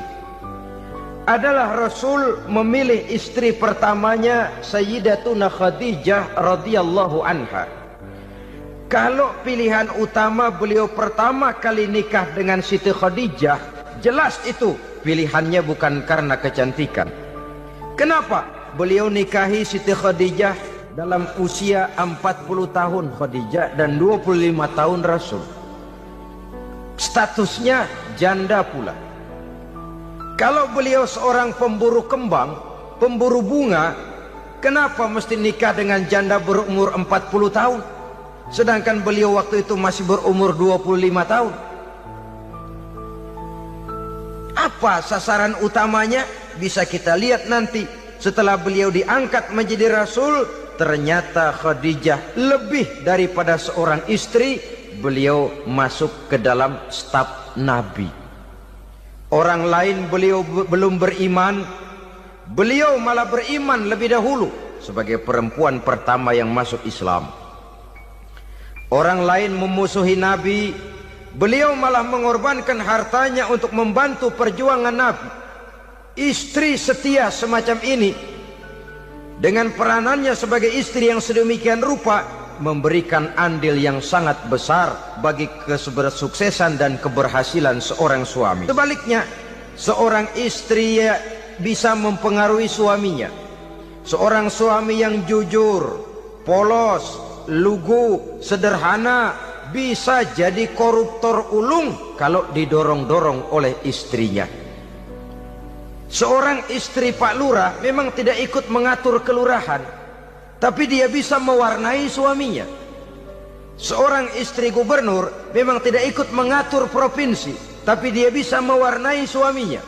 Sepanjang warnanya positif, tentu sangat baik dan sangat diharapkan. Tetapi kalau warnanya negatif, kiamatlah akibatnya umat ini. Oleh sebab itu, peran pertama dari kaum wanita sesungguhnya adalah sebagai istri yang mendampingi suami untuk mengolah dan melaksanakan tugas-tugas besar. Dari seorang yang paling kecil sampai kepada seorang yang punya jabatan paling tinggi sekalipun, pengaruh dan peranan istri memang sangat menentukan. Saudara hadirin kaum muslimin rahimakumullah, itulah sebabnya Nabi menikah dengan Siti Khadijah. Dan lebih dari itu, sebelum menikah dengan Nabi, Siti Khadijah itu sudah terkenal sebagai pengusaha wanita, business girl kalau bahasa sekarang ini. Bahkan jaringan-jaringan bisnisnya tidak hanya Mekah saja, tidak hanya antar kota, bahkan sudah antar negara, dari Mekah ke Syam, dari Mekah ke Madinah dan lain sebagainya, yang bahkan kita tahu Rasul pada mulanya pun ikut membantu perdagangannya Siti Khadijah radhiyallahu anha ini.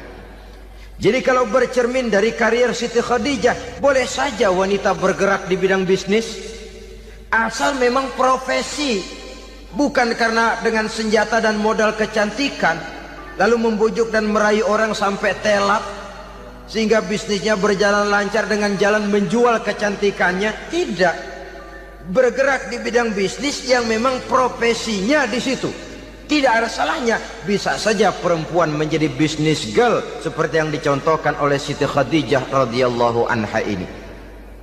Sebab itu, kontes-kontesan yang hanya bertitik kepada rupa yang ayu saja, rupa yang cantik saja, sesungguhnya bukan hanya tidak bermanfaat, tapi saya pikir juga sangat tidak mendidik. Yang mengajar anak-anak remaja putri kita untuk berlomba-lomba hidup dalam kepalsuan. Alis mata palsu, hidung pesek dimancungin, palsu, operasi plastik. Alis matanya dikerik, bikin yang palsu. Tai lalat lagi bikin yang palsu. Gincu bibir dimerahin, palsu. Seluruhnya hidup dalam kepalsuan. Akan lebih baik kalau kita ini misalnya mengadakan kontes yang menitik beratkan kepada ketinggian IQ, kecerdasan, kemampuan, skill, keahlian dan kemampuan. Tidak hanya dititik beratkan kepada rupa yang ayu dan cantik semata-mata. Sebab di samping manfaatnya diragukan, juga sangat tidak mendidik buat generasi yang akan datang. Terutama ibu-ibu, peran utama wanita sesungguhnya adalah sebagai istri mendampingi suami dalam melaksanakan tugas-tugas besar. Satu hari, serombongan ibu-ibu pernah datang menghadap Rasul mengajukan satu resolusi, protes kalau bahasa kita sekarang. Ya Rasul, ada apa bu? Kalau laki-laki sih enak. Enak bagaimana? Iya, kalau orang laki-laki sholat, perempuan sholat. Laki-laki puasa, perempuan puasa. Laki-laki pergi haji, perempuan pergi haji.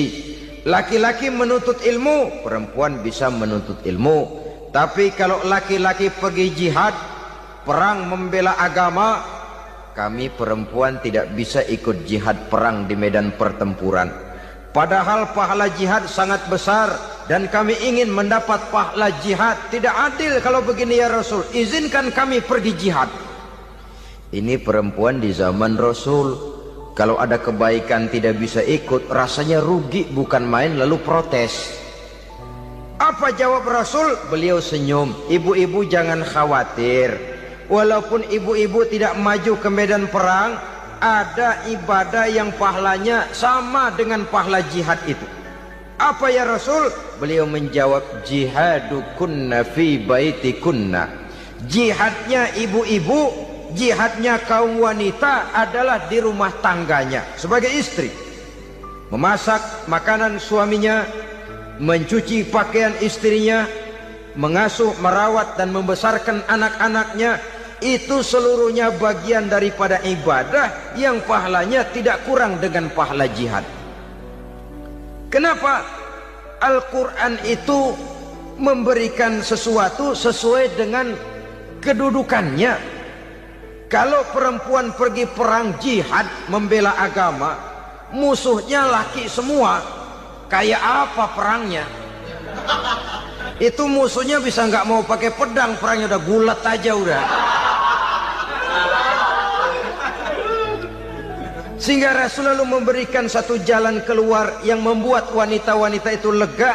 Jihadukunna fi baitikunna. Ibu-ibu sih tidak usah khawatir, jihad ibu adalah di rumah tangga ibu-ibu semua. Sejak bangun tidur sampai tidur kembali, nyaris kaum ibu itu 24 jam pekerjaannya. Sebagai istri, dia melaksanakan jihad di rumah tangganya. Peranan wanita yang pertama adalah sebagai istri, yang walaupun tidak kelihatan dan menonjol seperti halnya laki-laki, tapi sangat mewarnai, bahkan menjadi warna dari tugas apapun yang dihadapi oleh suaminya. Dulu ada seorang orator, kalau pidato hebat bukan main. Kalau dia bernada gembira, semua orang senyum. Kalau dia bercerita tentang sesuatu yang sedih, satu masjid orang nangis. Orang tanya kepadanya, Pak, bisa pidato begitu hebat, siapa yang bikin? Ya saya sendiri. Istrinya dari belakang bilang, tidak, yang bikin pidatonya hebat saya. Kata suaminya, mana bisa, saya, kata istrinya. Kalau saudara tidak percaya, tunggu Jumat depan. Dia khutbah Jumat, saya akan bikin khutbahnya tidak hebat, kata istrinya. Sudah hari Rebo, siap-siap mau bikin konsep khutbah. Baru mau nulis, datang istrinya. Bang, tolong pegangin anak, saya mau ke warung. Mau bikin konsep lagi, kata istrinya, bang tolong ini, tolong itu, tolong ini. Sampai mau berangkat khutbah Jumat, khutbah belum selesai dibikin. Begitu naik mimbar, kehabisan bahan. Sudah 10 menit masih ama ba'du. Ini yang dengar heran, ini orang kok bicaranya bisa cuma amat sama badu saja. Di situ kelihatan saudara-saudara betapa peran serta istri yang walaupun tidak kelihatan oleh pandangan mata yang zahir, tapi teramat sangat menentukan. Sekali lagi, tidak ada seorang suami bisa sukses jadi apapun dia tanpa peran serta istrinya di rumah. Tidak ada kemajuan yang bisa diperoleh kalau tidak karena peran serta istrinya di rumah. Tidak ada kesuksesan yang bisa diraih tanpa keikutsertaan daripada istrinya di rumah. Walaupun suaminya yang dikenal orang, suaminya yang dipuji orang, suaminya yang disanjung orang, bagian besar tetaplah saham dan andil daripada istrinya yang di rumah itu. Ini makna an-nisa imadul bilad. Wanita adalah tiang negara. Jikalau baik wanita, baik negara. Jikalau rusak wanita, hancur negara. Karena wanita, negeri Salba menjadi terkenal, tentram, aman, wawasan politiknya luas. Seorang semacam Cleopatra bisa menaklukkan Julius Caesar. Dan begitu selanjutnya. Banyak cerita-cerita betapa wanita yang berperan di belakang layar ini bahkan bisa menggoyangkan negara. Bahkan yang paling dekat saja contoh dengan kita, Senator Gary Hart. Saudara masih dengar tentu itu. Betapa harus terpaksa mengundurkan diri dari pencalonan presiden Amerika karena kasusnya dengan Donna Rice itu, dengan hostess itu. Betapa di sini seorang perempuan atau seorang wanita sanggup membongkar seseorang yang punya masa depan ceria untuk menuju kursi kepresidenan dari suatu negara adidaya seperti Amerika bisa gagal berantakan karena skandalnya itu. Apa penyebabnya? Wanita. Tapi wanita juga bisa menyebabkan menjadi cambuk majunya laki-laki. Wanita juga bisa menghancurkan dan mengubur laki-laki. Saudara hadirin yang saya muliakan, ia memang kelihatannya makhluk yang lemah, tapi di balik kelemahannya itu sesungguhnya dia bisa menelan laki-laki yang bagaimanapun besarnya. Saudara-saudara kaum muslimin rahimakumullah, terutama ibu-ibu yang saya hormati, jadi peranan yang pertama wanita sebagai seorang istri. Yang kedua, wanita sebagai ibu. Ini juga sangat besar pengaruhnya dalam membentuk generasi masa yang akan datang. Bapak, oleh karena kesibukan tugasnya tentu lebih banyak di luar rumah. Yang nyaris 24 jam di rumah itu ibu. Bagaimana dia merawat anaknya, bagaimana dia menaruh perhatian terhadap anaknya, bagaimana ia melimpahkan kasih sayang kepada anak-anaknya, akan membentuk kepribadian anak dan artinya membentuk generasi yang akan datang. Kalau seorang ibu sudah cuek-cuek saja kepada anaknya, padahal Quran mengatakan al-jannatu tahta aqdamil ummahat, surga di bawah telapak kaki ibu. Hadis ini bisa kita artikan macam-macam. Pertama, anak tidak akan mendapat kebahagiaan tanpa ridho daripada ibunya. Kedua, ibu adalah wanita agung yang harus ditaati. Ketiga, neraka atau surga anak bergantung kepada ibu, bagaimana dia mewarnai anak. Kalau ibunya cuek-cuek saja sama anaknya, dan sering jadi contoh klasik, kalau anak ayamnya beduk maghrib belum pulang, satu RT dicariin, hansip diundang, kalau perlu dan ramil dilaporin. Tapi kalau anak gadisnya jam 12 tengah malam belum pulang, ibu tenang-tenang saja Pak. Tidak tergerak dan tidak tertarik hatinya. Ya tentu tidak semua. Kalau sudah begitu, bukankah hakikatnya ibu sudah menciptakan neraka buat anaknya sendiri? Khalil Gibran dalam satu tamsil yang indah pernah mengatakan, kalau kita diberikan sebutir mutiara, sebutir intan, dan intan itu sebutirnya sebesar telur ayam, benda yang sangat langka dan berharga, tentu kita sayang intan atau mutiara itu.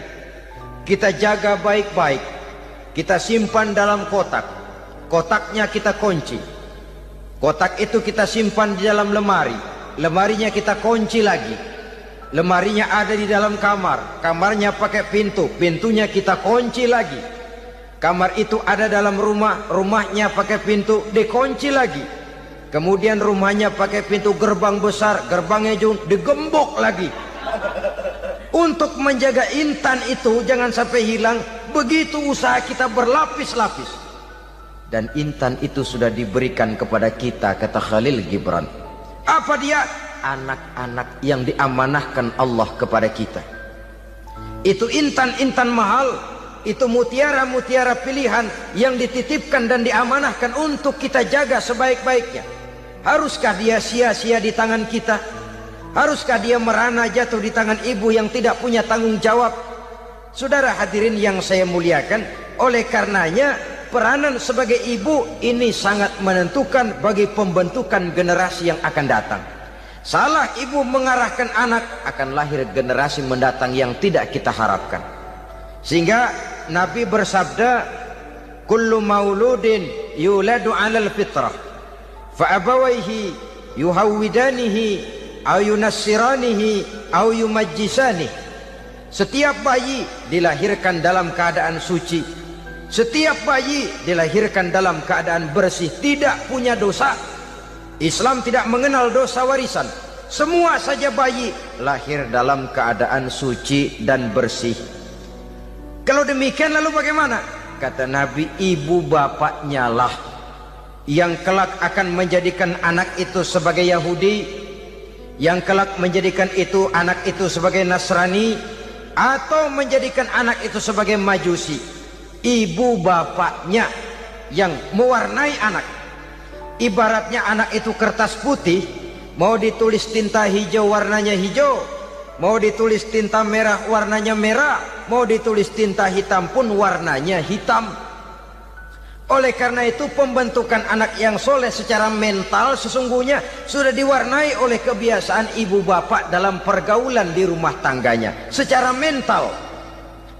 Sehingga dengan demikian saudara-saudara, salah kaprah ibu dalam mengarahkan anak-anaknya akan melahirkan generasi penerus yang sungguh-sungguh tidak kita harapkan, dan pada gilirannya akan membahayakan perkembangan bangsa dan negara, membahayakan kita sebagai suatu umat. Apalagi sekarang ini masih banyak orang-orang muslim, orang-orang tua muslim yang kadang-kadang menyekolahkan anaknya di sekolah yang membahayakan akidahnya, mematikan imannya, menghancurkan tauhidnya. Pokoknya asal bonafid keluar sekolah ada jaminan lapangan kerja, perkara anak mau kafir mau murtad bukan urusan. Alangkah ironi dan sangat menyedihkan. Saudara-saudara yang saya hormati, jadi dari segi kaum wanita peranan ibu sangat besar. Dari segi anak, ketaatan kepada ibu, doa restu ibu akan membawa kepada kebahagiaan hidup. Doa ibu mustajabah, kutukan ibu manjur. Beberapa hikayat dan riwayat menjadi contoh dan tamsil buat kita betapa tidak ada satu kebahagiaan di dunia ini yang bisa ditegakkan tanpa doa restu daripada ibu. Pantas kalau dalam Al-Quran ada ummul kitab, ibunya atau induknya kitab. Tiap negara punya ibu kota, bapak kota tidak ada. Lalu lagi wawasan Nusantara disebut ibu pertiwi, bapak pertiwi kemana tahu. Saudara hadirin yang saya muliakan, lalu dalam peringatan hari-hari besar nasional ada yang namanya Hari Ibu. Hari bapak nggak pernah diperingati. Ada Hari Ibu, dan ibu itu pun ada Ibu Kartini, ada Ibu Dewi Sartika, dan macam-macam lagi yang seluruhnya merupakan refleksi dan gambaran betapa peranan kaum wanita di dalam kehidupan ini yang memang banyak mewarnai dan menjadi warna dari suatu kegiatan. Saudara-saudara kaum muslimin rahimakumullah, apabila yang pertama tadi kita melihat peranan kaum wanita sebagai istri, betapa ia berpengaruh besar dalam ikut menunjang keberhasilan dan kesuksesan suaminya. Kemudian pada peranannya yang kedua, wanita sebagai ibu di rumah tangga, betapa ia ikut membentuk, mempengaruhi, mewarnai dan membimbing kepribadian anak sebagai generasi penerus. Maka pada peranan yang ketiga ini kita akan melihat wanita sebagai social agent, sebagai penggerak kegiatan sosial di berbagai bidang kehidupan. Apakah itu bernama majelis taklim, apakah itu bernama perkumpulan dan yayasan-yayasan kemanusiaan, organisasi-organisasi yang bergerak di bidang pendidikan, bahkan di zaman sekarang bukan hanya menjadi penggerak sosial, bahkan sudah banyak kaum wanita yang menggerakkan satu bangsa. Dunia mengenal Margaret Thatcher, dunia mengenal Indira Gandhi, dunia mengenal Bandara Naike, dunia mengenal Corazon Aquino, dunia mengenal Golda Meir dulu itu dari Israel. Dunia mengenal Imelda Marcos yang ambisius, tapi yang kemudian melangkah kepada jalan yang negatif dari tujuan semula. Ini bukan hanya sekedar social agent, tapi bahkan sudah mengarah kepada menggerakkan dan mewarnai suatu bangsa. Islam membuka pintu ke arah itu. Wanita duduk dan berfungsi sebagai social agent, mengurus berbagai macam perkumpulan yang bertujuan kepada kebajikan, menyantuni yatim piatu, memelihara kesehatan, menyayangi binatang, memelihara kelestarian lingkungan dan lain sebagainya. Islam membukakan pintu sepanjang peranan sebagai istri dan sebagai ibu tidak diabaikan. Ini sebab yang utama, salah seorang perempuan, kaum wanita, kalau terlalu aktif berorganisasi, terlalu aktif bermasyarakat, terlalu aktif dalam berbagai macam perkumpulan, lalu melupakan tugas utamanya sebagai istri dari suaminya, sebagai ibu dari anak-anaknya. Ibu asik rapat sana, rapat sini. Anak tidak pernah diajak rapat. Akhirnya si anak bikin perkumpulan sendiri, rapat menurut versi mereka. Sehingga akibatnya yang timbul, anak merasa kurang diperhatikan oleh ibunya. Ngaji bagus, tapi kalau sepanjang hari ngaji saja, suami pulang mau makan tidak ada makanan, mau berganti pakaian belum lagi diteriska pakaiannya, tentu ini melupakan fungsi yang utama.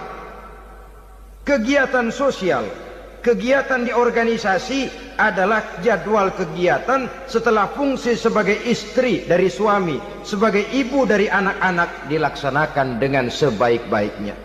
Bukan tidak baik ngaji, kalau dari ngaji ke ngaji saja. Bangun tidur ngaji, jam 7 ngaji, berangkat jam 11. Sholat zuhur berangkat ngaji lagi, pulang sore, malam ngaji lagi. Suami tidak terurus, anak-anak pun terbengkalai, rusaklah rumah tangga. Dan bukankah satu bangsa terdiri dari satu tatanan masyarakat, dan tatanan masyarakat yang paling kecil bernama keluarga? Keluarga merupakan unit dari masyarakat, unit yang terkecil, dan keluarga terdiri dari pribadi-pribadi yang merupakan bapak, ibu, dan anak-anak. Sehingga masyarakat bangsa yang baik terdiri dari masyarakat yang baik. Masyarakat yang baik tersusun dari keluarga-keluarga yang baik, dan keluarga yang baik akan muncul dari pribadi dan individu yang baik. Pribadi dan individu yang baik yang sadar mana kewajiban yang primer, mana kewajiban yang sekunder. Sebagai social agent, dia lalu mawas diri dengan tetap mempertimbangkan kodrat kewanitaannya itu tadi. Saya ikut prihatin kalau ada perempuan main sepak bola. Dan saya yakin betul kalau perempuan main sepak bola, yang nonton pasti bukan nonton bola. Ya mungkin bola juga, tapi bola yang mana? Itu wallahu a'lam. Boy, ya dicari olahraga yang sesuai dengan kodrat kewanitaan begitu. Dicarilah olahraga yang sesuai dengan kodrat kewanitaan. Sepak bola sudah maju, ya belakangan saya katakan tadi muncul lagi wanita angkat besi. Belakangan bisa kita bayangkan wanita main tinju. Babak belur sudah kalau sudah begitu. Kemajuan dengan melupakan kodrat kewanitaan akan menyengsarakan kaum wanita itu sendiri. Silahkan maju menjadi social agent, menjadi penggerak di masyarakat. Para istri Rasul bisa kita jadikan satu figur. Siti Khadijah, figur sebagai istri pendamping yang setia.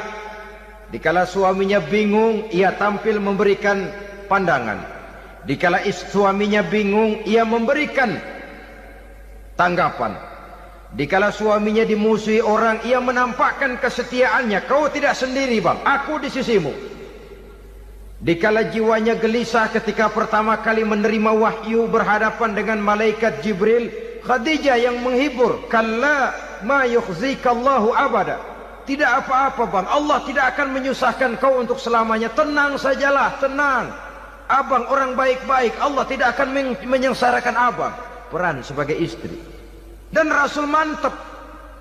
Sehingga bertahun setelah Khadijah wafat, selalu terkenang dan dikenang oleh Rasul. Pernah satu saat beliau itu seperti orang melamun. Aisyah tanya, kok seperti ngelamun bang? Iya, kata Rasul, saya seperti mendengar suara terompahnya Khadijah di surga. Padahal Khadijah sudah lama wafat. Aisyah mendengar itu rada sedikit manyun. Kata Aisyah, bang, cukup sekali ini saja, jangan sebut-sebut lagi nama itu ya. Cemburu rupanya. Ya soal cemburu sih nggak bini Nabi, nggak bini kita, namanya cemburu. Perempuan mesti ada. Apa jawab Rasul? Ya Humairah, Aisyah, Haruskah saya melupakan seseorang yang dikala orang lain memusuhi saya, dia mati-matian membela saya? Dikala orang lain mau membunuh saya, dikorbankan hartanya untuk membantu perjuangan saya. Mestikah saya melupakan orang yang begitu baik? Tidak, Aisyah. Sepanjang nafas masih ada, sepanjang itu saya tidak akan bisa melupakan Khadijah sayang.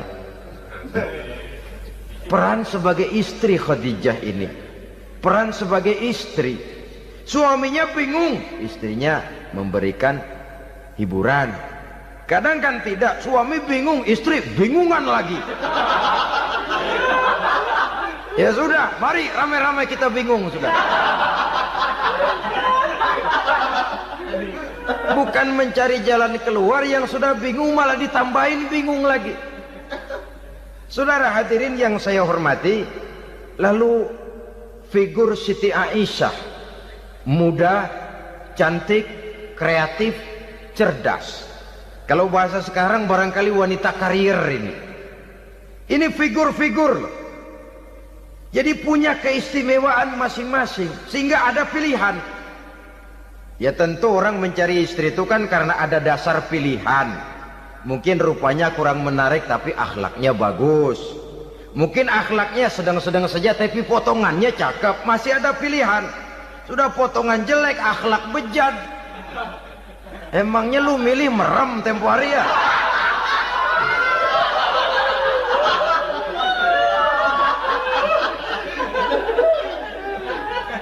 Sudah nggak ada pilihan apa-apa.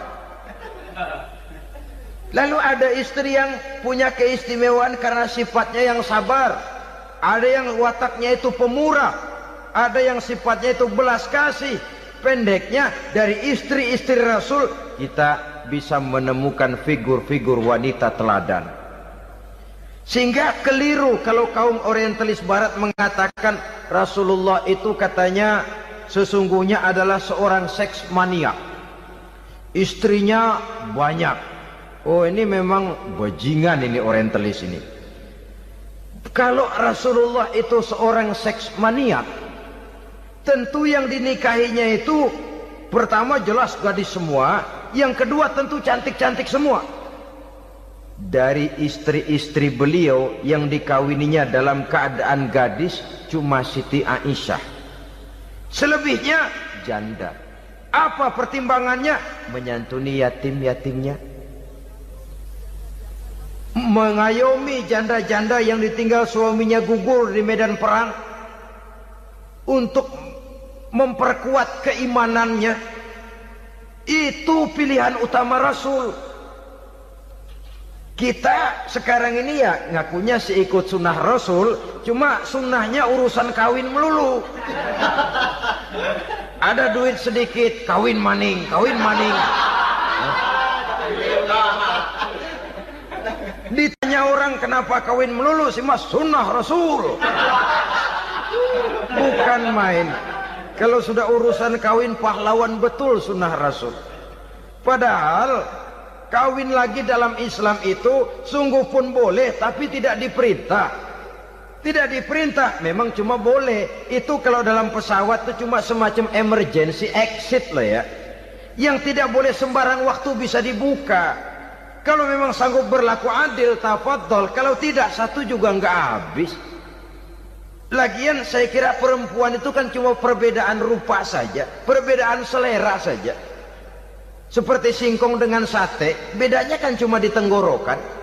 Kalau sudah masuk ke perut, kenyangnya kan sama. Perempuan cuma berbeda dalam selera, rasanya barangkali ya, barangkali.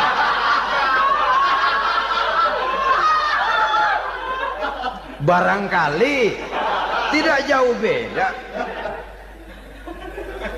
Saudara hadirinlah, Islam ini mengatur lewat pintu yang dinamakan nikah itu tadi, sehingga dengan demikian bisa dinikmati secara tenang, tentram.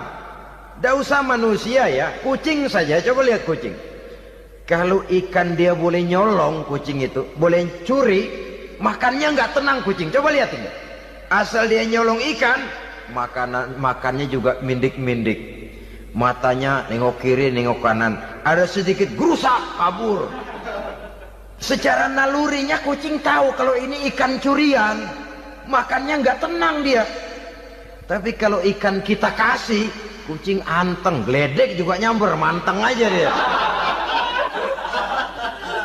Nalurinya mengatakan ini ikan dikasih sama yang punya, tenang dia. Saudara hadirin yang saya hormati, orang juga gitu. Kalau hubungan suami istrinya sudah sah, diikat dengan akad nikah, tenang, anteng, nggak gerasak gerusuk, nggak kayak diuber-uber maling, anteng aja. Dia ngintip juga, wah cuek aja udah. Biarin aja dia ngintip, capek sendirilah.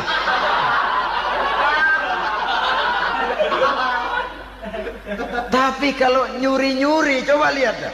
Mana di kebun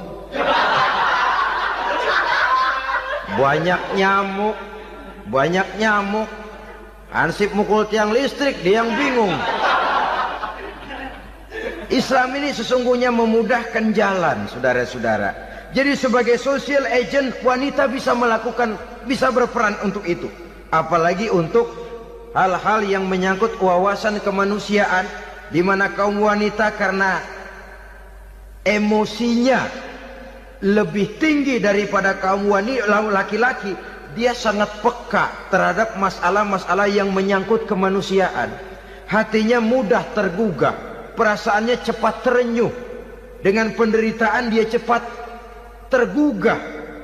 Dia bisa menjadi social agent tanpa harus melupakan fungsi utama sebagai istri dan sebagai ibu dari anak-anaknya, sebagai istri dari suaminya. Saudara hadirin yang saya muliakan, dahulu Al-Quran pernah menceritakan betapa istri-istri pembesar di istana mewah di zaman Nabi Yusuf, kalau istilah sekarang nyonya-nyonya jet set, nyonya-nyonya VIP, betapa mereka mau memporak-porandakan keimanan seorang pemuda seperti halnya Nabi Yusuf alaihi salam. Dan Nabi Yusuf kemudian ternyata tidak mau jadi gigolo yang kerjanya hanya menyenangkan wanita-wanita jet set kelas VIP ini tadi. Sesungguhnya ini cuma satu simbol yang kejadiannya bisa saja terjadi pada zaman modern dalam versi dan kondisi yang berbeda. Namun bagaimanapun juga wanita dengan peranannya sebagai social agent, sebagai penggerak masyarakat, sangat besar pengaruhnya dalam ikut mewarnai perkembangan suatu negara. Seorang suami perlu memberikan dorongan kalau istrinya aktif di bidang sosial, asal dengan catatan saja, fungsi sebagai istri, fungsi sebagai ibu jangan sampai terlantar karenanya. Bahkan saya katakan tadi, di zaman sekarang wanita tidak lagi hanya berfungsi sebagai social agent, bahkan sebagai national agent, penggerak dari satu bangsa. Muncul wanita-wanita yang jadi menteri, yang jadi anggota DPR, bahkan yang jadi kepala desa dan lain sebagainya. Secara umum memang ar-rijal qawwamuna 'alan nisa. Laki-laki adalah pembimbing bagi kaum wanita karena kelebihan fisik biologis, kelebihan kemampuan intelektual dan lain sebagainya. Namun wanita pun boleh saja menjadi social agent sepanjang catatan yang saya sampaikan tadi. Jangan sampai melupakan kodrat kewanitaan, jangan sampai mengalahkan fungsi sebagai istri dari suaminya, sebagai ibu daripada anak-anaknya. Nah, kemudian fungsi yang keempat di bidang ilmu pengetahuan. Islam memberikan kesempatan yang sama kepada kaum wanita. Thalabul ilmi faridatun ala kulli muslimin wa muslimatin. Menuntut ilmu itu wajib hukumnya bagi orang Islam, baik laki-laki maupun perempuan. Sampai dibentuk kalimat pengecuali khusus ini, muslimin wa muslimatin, bagi muslim laki-laki, bagi muslim perempuan. Dan alhamdulillah, kalau dulu di zaman Raden Ajeng Kartini, nasib perempuan berada di balik pintu yang digembok rapat-rapat. Siklusnya berputar cuma sumur, dapur, kasur, kasur, sumur, dapur, dapur, sumur, kasur. Melingkar di situ satu saja peranan kaum wanita. Memberontak jiwa Raden Ajeng Kartini menuntut persamaan bahwa wanita berhak maju sama dengan laki-laki, entah Islam sejak 14 abad yang lalu sudah mencanangkan ini, menuntut ilmu wajib bagi laki-laki dan perempuan beragama Islam. Orang Islam baik dia laki-laki, baik dia perempuan, wajib menuntut ilmu. Ilmu dalam artian umum, tidak hanya sekedar fikih tauhidnya, ya di bidang kedokteran, di bidang teknik, di bidang hukum dan lain sebagainya. Ini yang perlu dibanggakan. Kalau perlu, ini yang perlu diadakan kontes. Kontes IQ. Wanita yang paling berprestasi di bidang ilmiah, wanita yang punya prestasi di bidang menjaga kelestarian lingkungan hidup, wanita yang punya prestasi menggerakkan sosial, menyantuni yatim piatu, memelihara kesehatan. Adakan kontes macam itu untuk mendorong. Ini enggak, kalau kontes yang diukur betis, bibir, pinggul, payudara, lubang hidung, ukur sekalian kita. Apa manfaatnya dan apa unsur pendidikan yang ada di dalamnya? Tidak menguntungkan, tidak mendidik, dan tidak membawa manfaat. Kecuali lalu yang timbul pola hidup konsumen, pola hidup konsumer, pola hidup yang material, pola hidup yang wah, pola hidup yang gemerlapan. Ya, kalau oleh anak-anak muda yang terjangkau. Kalau tidak, dia hanyut ditelan mimpinya. Dia ingin bergaya hidup jet set, sementara dia dihadapkan oleh kenyataan bahwa dia tinggal di kampung, ibu bapaknya orang kampung, dan lain sebagainya. Jiwanya berontak, terjadilah kegalauan, terjadilah kerancuan, terjadilah komplikasi, perang di batin antara keinginannya dengan lingkungan nyata yang dihadapinya. Dan kalau sudah ada gejala semacam itu, penyakit-penyakit kejiwaan akan mudah muncul. Ini gejala terutama buat orang-orang yang tinggal di daerah transisi. Kota besar bukan, kampung banget juga enggak, daerah cekak. Akibatnya gayanya ya sering gaya enggak karu-karuan, gaya kepalang tanggung jadinya. Saudara hadirin yang saya muliakan, akhirnya apa? Santri tapi lagunya kayak koboi. Koboi tapi sesungguhnya santri. Saudara hadirin yang saya hormati, maka di bidang ilmu pengetahuan wanita mempunyai peranan yang sangat besar. Dia bisa tampil dengan karya-karya ilmiahnya yang membawa manfaat bagi perkembangan agama, bangsa dan negaranya. Majulah kaum wanita dengan ilmu pengetahuan, tuntutlah ilmu seluas-luasnya.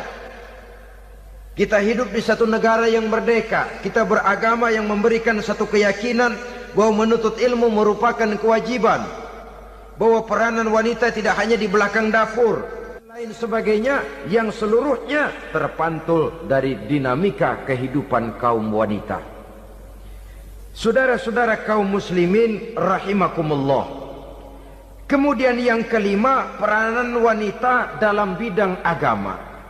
Kita bersyukur sekarang ini gejalanya dimanapun pengajian, biasanya lebih ramai pengajian ibu-ibu dari bapak-bapak. Peringatan hari-hari besar keagamaan, biasanya lebih ramai ibu-ibu daripada bapak-bapak. Pengajian ibu lebih ramai, padahal kalau bicara sibuk, lebih sibuk ibu daripada bapak misalnya. Kalau sudah pengajian bapak-bapak, biasanya pengajiannya ramai cuma 3 giliran itu. Pembukaan, maulid, penutupan. Kalau sudah yang rutin pengajian tiap minggu, 3 pojok yang ngaji. Yang atuh nguap, yang atuh pules, yang atuh ngiler. Saudara hadirin yang saya muliakan, ada badan kontak majelis taklim yang merupakan wadah daripada kegiatan ibu-ibu. Ada Ittihadul Muballighat, Persatuan Muballighat. Ada Persatuan Para Asatizah. Dan macam-macam lagi peranan ibu-ibu di dalam kehidupan beragama. Tapi sesungguhnya harus dimulai dari bagaimana si ibu mewariskan jiwa agama kepada anak-anaknya di rumah tangganya. Kalau itu gagal, dia mau melangkah ke masyarakat, dia sudah gagal sejak awal sesungguhnya. Keberhasilannya dia menata masyarakat akan mengakibatkan dia nanti bernasib seperti Nabi Nuh. Berhasil mengajak beberapa orang kafir mengikuti ajarannya, tapi gagal mengislamkan putranya sendiri Kan'an. Bukan tidak berusaha, tapi memang Allah sudah menghendakinya sedemikian untuk menjadi contoh buat kita semua. Yang penting orang tua berusaha dan berikhtiar. Kalau sudah berusaha dan berikhtiar, anak ternyata memang sulit diurus, barangkali memang fotokopinya Kan'an tuh anak. Ya orang tua kalau sudah berusaha, ya tawakallah. Jangan belum berusaha lalu berkata, jangan anak kita, anak Nabi aja ada yang bengal. Ngajar tidak mau, mengajar anak tidak mau, mendidik anak tidak mau, lalu mencontoh Nabi, salah kaprah namanya. Kaum wanita bisa berperan di dalam agama. Ketika Rasul hijrah, itu kan beliau tidak langsung ke Madinah. Dari Mekah itu beliau mengambil jalan arah ke kiri menuju Gua Sur. Ini dalam strategi militer punya makna sendiri. Jenderal yang ulung, ahli strategi militer ini. Di Gua Sur sana beliau tinggal 2 hari 3 malam. Siapa yang membawa makanan ke Gua Sur? Siapa yang menjadi kurir untuk mengintai kegiatan-kegiatan Quraisy setelah Nabi berangkat hijrah? Asma, putri Abu Bakar Siddiq radhiyallahu anhu. Jadi kurir, jadi spion, membawa makanan untuk Rasul dan ayahnya di Gua Sur. Ini peranan wanita. Di tengah bahaya, di tengah keadaan posisi terjepit, Rasul di dalam gua, diamatinya keadaan Quraisy, dilaporkannya kepada Rasul. Jasa seorang wanita bernama Asma, putri dari Abu Bakar Siddiq radhiyallahu anhu. Rabi'atul Adawiyah, seorang sayyidah sufiyah, ahli tasawuf yang terkenal dengan ajaran cintanya kepada Tuhan. Dia bisa menjadi tokoh wanita dalam gerakan sufi oleh karena kegiatannya di bidang agama, dalam arti mujahadahnya kepada Allah Subhanahu wa ta'ala. Dia korbankan bagian besar daripada hidupnya untuk mengabdi kepada Allah. Setelah suaminya meninggal, seumur hidup dia tidak pernah nikah lagi. Bukan tidak cantik, cantik. Bukan tidak ada yang mau, banyak yang meminang. Bahkan diantaranya termasuk Sufyan Tsauri, seorang tokoh juga, pernah mencoba meminang beliau. Kata Sufyan, Rabi'ah, bagaimana? Kamu kan janda? Iya. Lalu, lah saya kan duda. Jadi bagaimana? Daripada kita masing-masing sendiri-sendiri kan lebih baik kita join. Maksud kamu apa? Saya mau meminang kamu. Boleh? Tapi mas kawinnya saya minta engkau jawab 4 pertanyaan saya.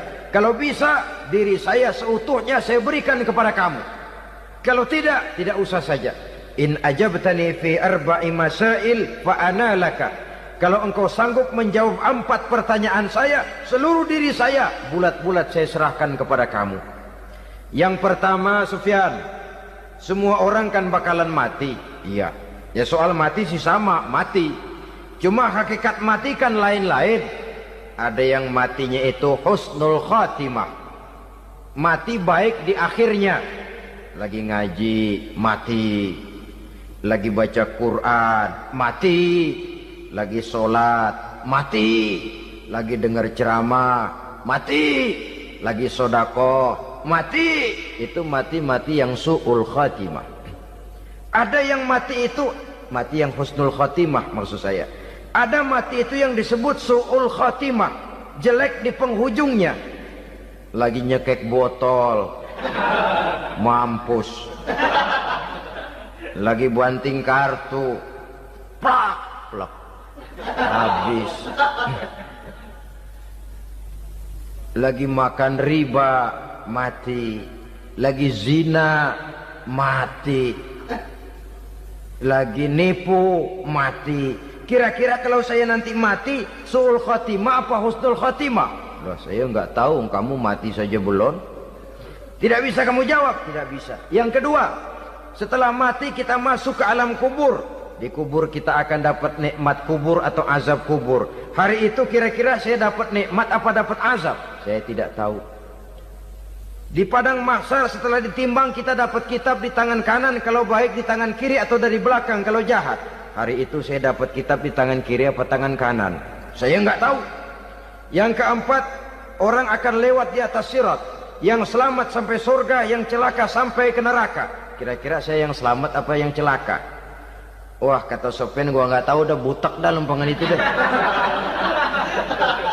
Kalau kau tidak tahu, Sofyan, tidak bisa jawab 4 pertanyaan ini, maaf saja, lamaranmu saya tolak dan saya tidak akan nikah. Ini yang saya khawatir. Maka dia terkenal sebagai Sayyidah Sufiyah, tokoh wanita dalam dunia sufi. Dan artinya wanita bisa berperan banyak dalam bidang agama, sebagai pengasuh majelis taklim, sebagai pengasuh yatim piatu, sebagai gerakan-gerakan keagamaan yang positif dan lain sebagainya. Ini dimungkinkan karena Islam menunjang harkat dan martabat kaum wanita. Maka majulah kaum wanita Islam Indonesia dengan tetap menjaga kodrat kewanitaannya. Inilah yang kita sampaikan pada kesempatan ini. Terima kasih atas segala perhatian. Mohon maaf atas segala kekurangan. Wassalamualaikum warahmatullahi wabarakatuh.